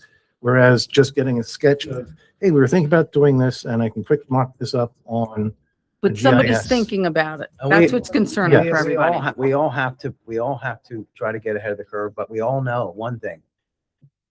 There's a lot of information that's been given that some people did not think about that needs to be incorporated, which they call amendments. Right. That's the reason why we have input given. But like I said, it's very confusing, And- because that was just 2 or 3 months ago that we talked about that. Okay. And now, everybody's Yeah, hearing this. So guess what? It sounds like there's one proposed. Yeah, well, that's, So, Well, there isn't one proposed, okay, but we're Okay. trying to get ahead of that. all right, well, thank you. that's why our planning commission has, we get a sketch Ow, plan, ow. we get a plan, additional final. Oh, hold on. Ashley Adams, Okay, Ridge Valley Road. Who yielded their time to Like her? 4 people gave me their time. Okay. So, Solicitor, I do want to address directly your comments about a moratorium. Lackawanna County, Pennsylvania, Oliphant Borough Council voted 4-3, halting data center development for the next 6 months. In law, we call that a moratorium. They were set to vote on a zoning amendment that would restrict data centers to roughly 1,000 acres of industrial zoned land near Triborough Industrial Park. It passed.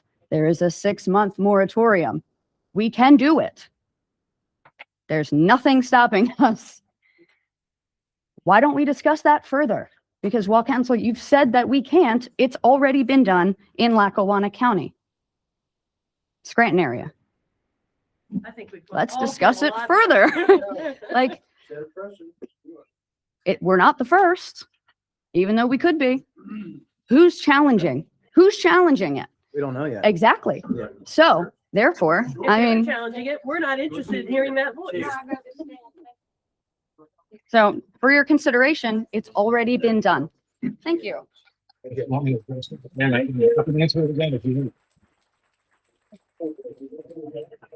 Mr. Keeley has the floor. Please address that. So if we went the moratorium route, we couldn't do it tonight. We would have to invoke that curative amendment to the zoning ordinance, which would have to take place next month because it's not on the agenda tonight. We can't take action on that. I don't know how they went about it. If that's the process that they used, I would assume that it is because that's the only one I'm aware of, but it also doesn't mean that they did it right necessarily. They could have done it perfectly or they could have messed it up. I don't know, but I would definitely look into Oliphant Borough and any other township or borough that's tried to put a moratorium on these things, but we cannot implement a moratorium tonight. In order to get to a moratorium, you need to decline to adopt any version of this tonight, and then list it for next month's agenda.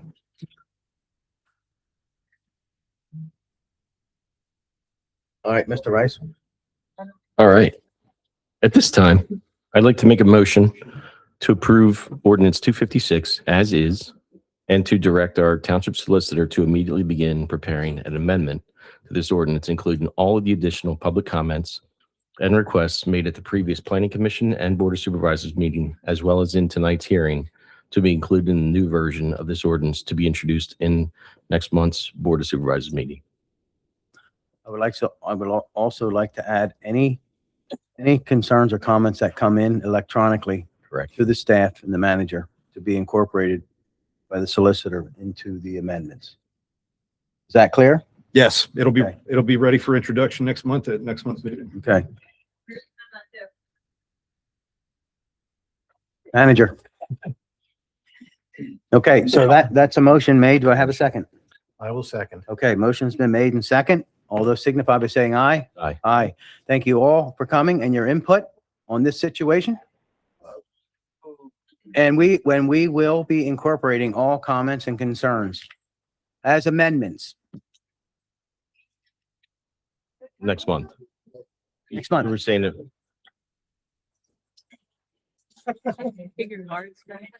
I hear what she's saying, something about asking about comments. I thought you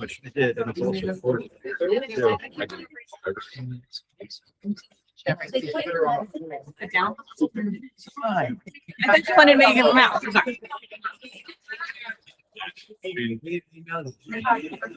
We're trying to stop it. But if you don't do anything and if they see this meeting and they come in with a. It looked like it. Actually, don't mind it. I didn't even notice this.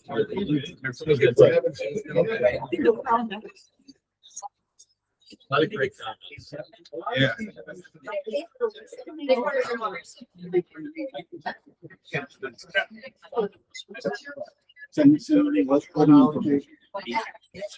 Yeah. The most polite person. She recommended 35. Yeah, right. So we would put it to the. Yeah, nobody recommended anything else.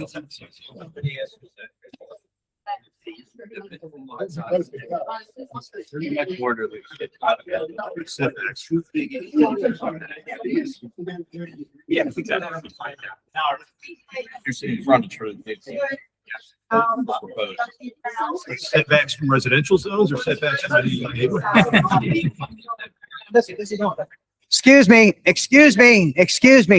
Ashley. This meeting is still going on, okay? So if you want to talk about that thing, you have to leave the room or be quiet. We're going to continue conducting the meeting. I know you.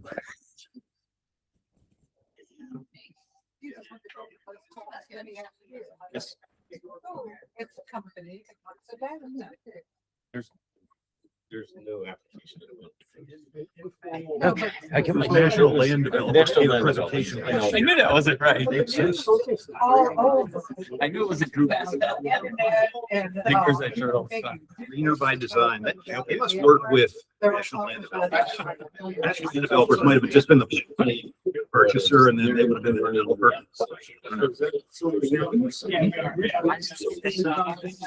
So what we can do now that they've done what they've done, immediately, like tomorrow, start putting together a new ordinance, which would amend the biggest case. It'll be introduced in next week's meeting and then advertised after that.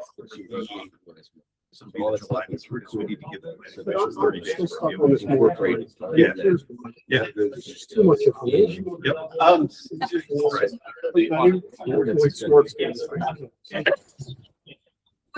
We'll have some discussion. Yep. I actually put a paper together. Probably 3 days. Okay. Excuse me. Thank you. We're going to continue this meeting. Okay? Yeah, we're not done with the meeting yet. So that's okay. No worries. Thank you.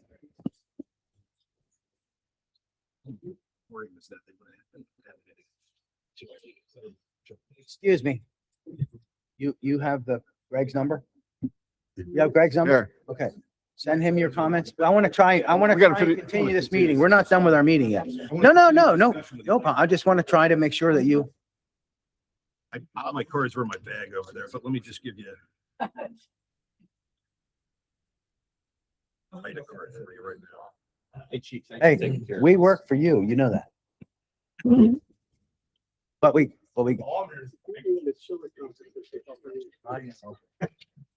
I didn't lose any of them. You know that. Guess what? They don't have them anymore. There's my business card for tonight. Hey, it was. Yeah. Well, we got to do something. It was like, was it better than nothing, basically? Yeah. There is a lot of stuff that's got to be incorporated. I understand. It's all work to Thank be you. done yet. Okay. Oh, I need a manager.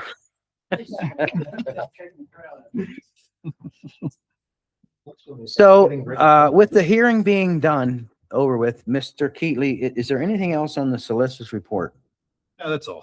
Okay. That's all I got for tonight. All right. I would like to entertain a motion for approval of solicitor's report. Motion's been made. Second it. All those signify by saying aye. Aye. Thank you all. And thank all the citizens that put up with the time frame and the input and comments. We really do want to try to make sure we protect the community. That's our job here. That being said, I do want to move forward to the manager's report next, I believe. Mr. Lippincott? I have nothing on the agenda tonight. Oh, really? Okay. So, no reason. Old business. Anybody have any old business? I have none. I do have a couple things of old business. Number one is the condition of our roads. I am seeing a lot of trees that are broken off, hanging on wires. Go down Forest Road, go down Ridge Valley Road. Drive any of the roads in the township, and you'll see dead trees, dead ash trees that are laying against the wires. They are a windstorm away from coming down and potentially injuring or killing a motorist. And I know we have been adamant about trying to get the utility companies to take care of them. And we've been told, what, Greg? It's cheaper to wait till they come down and then call out the crews than to go. And to me, this just doesn't make sense. I mean, even PennDOT in some of the places I see the roads aren't being maintained, kept up. Out at the Twin Churches, did you see the groove when you turn right from Ridge Valley Road up Allentown Road? It's so bad it makes your car almost roll. It's like you're going through the Whitecaps or something. Unacceptable. It's unacceptable. And I don't know what we do. I would like to call a meeting with somebody, but unfortunately I work during the day and they won't meet unless it's before 3 o'clock or 3:30. Well, PP&L is doing a plan of cutting back the trees along Simmons Road and Barnt Road. Okay. They're working on that section of the township right now. All right. So please, let's see what we can do about those conditions of the roads and identify them if we can. Yeah, we'll chime in that we had something similar for Holiday House Pool Yep. along Holiday House Road, Okay. where there were a couple of fortunately small trees lying against the poles and lying against the Verizon lines. And after going round robin with 4 different people at Verizon, it was all, Can I ask you, Mr. Lippincott, would it be possible for either you or Public Works Director in the process of going around the township roads to take some pictures so that we can put something together to send to the utilities? Sure. We do that all the time with PPNL. PPNL is a little bit more responsive for those concerns. Well, that's because money, but I'm talking, it's not just PPNL is the highest one. A lot of times these fall on utility lines like Comcast. Comcast and Verizon are much more difficult. Yes, I realize that. Okay, I made my case. yeah, if you call them, you have to go out and actually look up and find out what the poll number is and then give them, Okay. run around for a little while. Eventually you might get somebody. New business, any new business? I do not have any. The biggest new business that we have is trying to corral this data center. And I will say, it is very important that we incorporate something that has to do with additional fire protection revenues, as well as police protection revenues. They will be held accountable and they will be paying a fair share wherever, if something does come in. How we do that, I'll leave that up to you, Mr. Keatley. All right. Okay? Understood. Okay, seeing any other new business now? Just one thing, when ahead. we were able to lay out a 60 by 60 baseball diamond at the bottom of Holiday House on the lower field. Okay. So if anybody has any beat up home plate or bags, we could use them. We're going to try to see if the neighborhood kids could actually be interested in using them. Right now, we just got the lines painted, but they're going to be mowed and gone in a little while, but We might be able to find you some of that stuff. Yes. Okay? All right, that being said, we'll move on. Public comment? Please come up here, state your name, address, please. Not that I don't already know you. John Swardock, 715 Ridge Valley Road. Hi, John. Suggestion for moving forward. In one of the documents that I read, actually was a New York document associated with battery storage facility ordinances. They made a suggestion that municipalities consider putting together a residents task force to put together the ordinance. So if you were interested in doing something like that, I would volunteer to be part of a task force to expedite the next rev of the ordinance. Okay.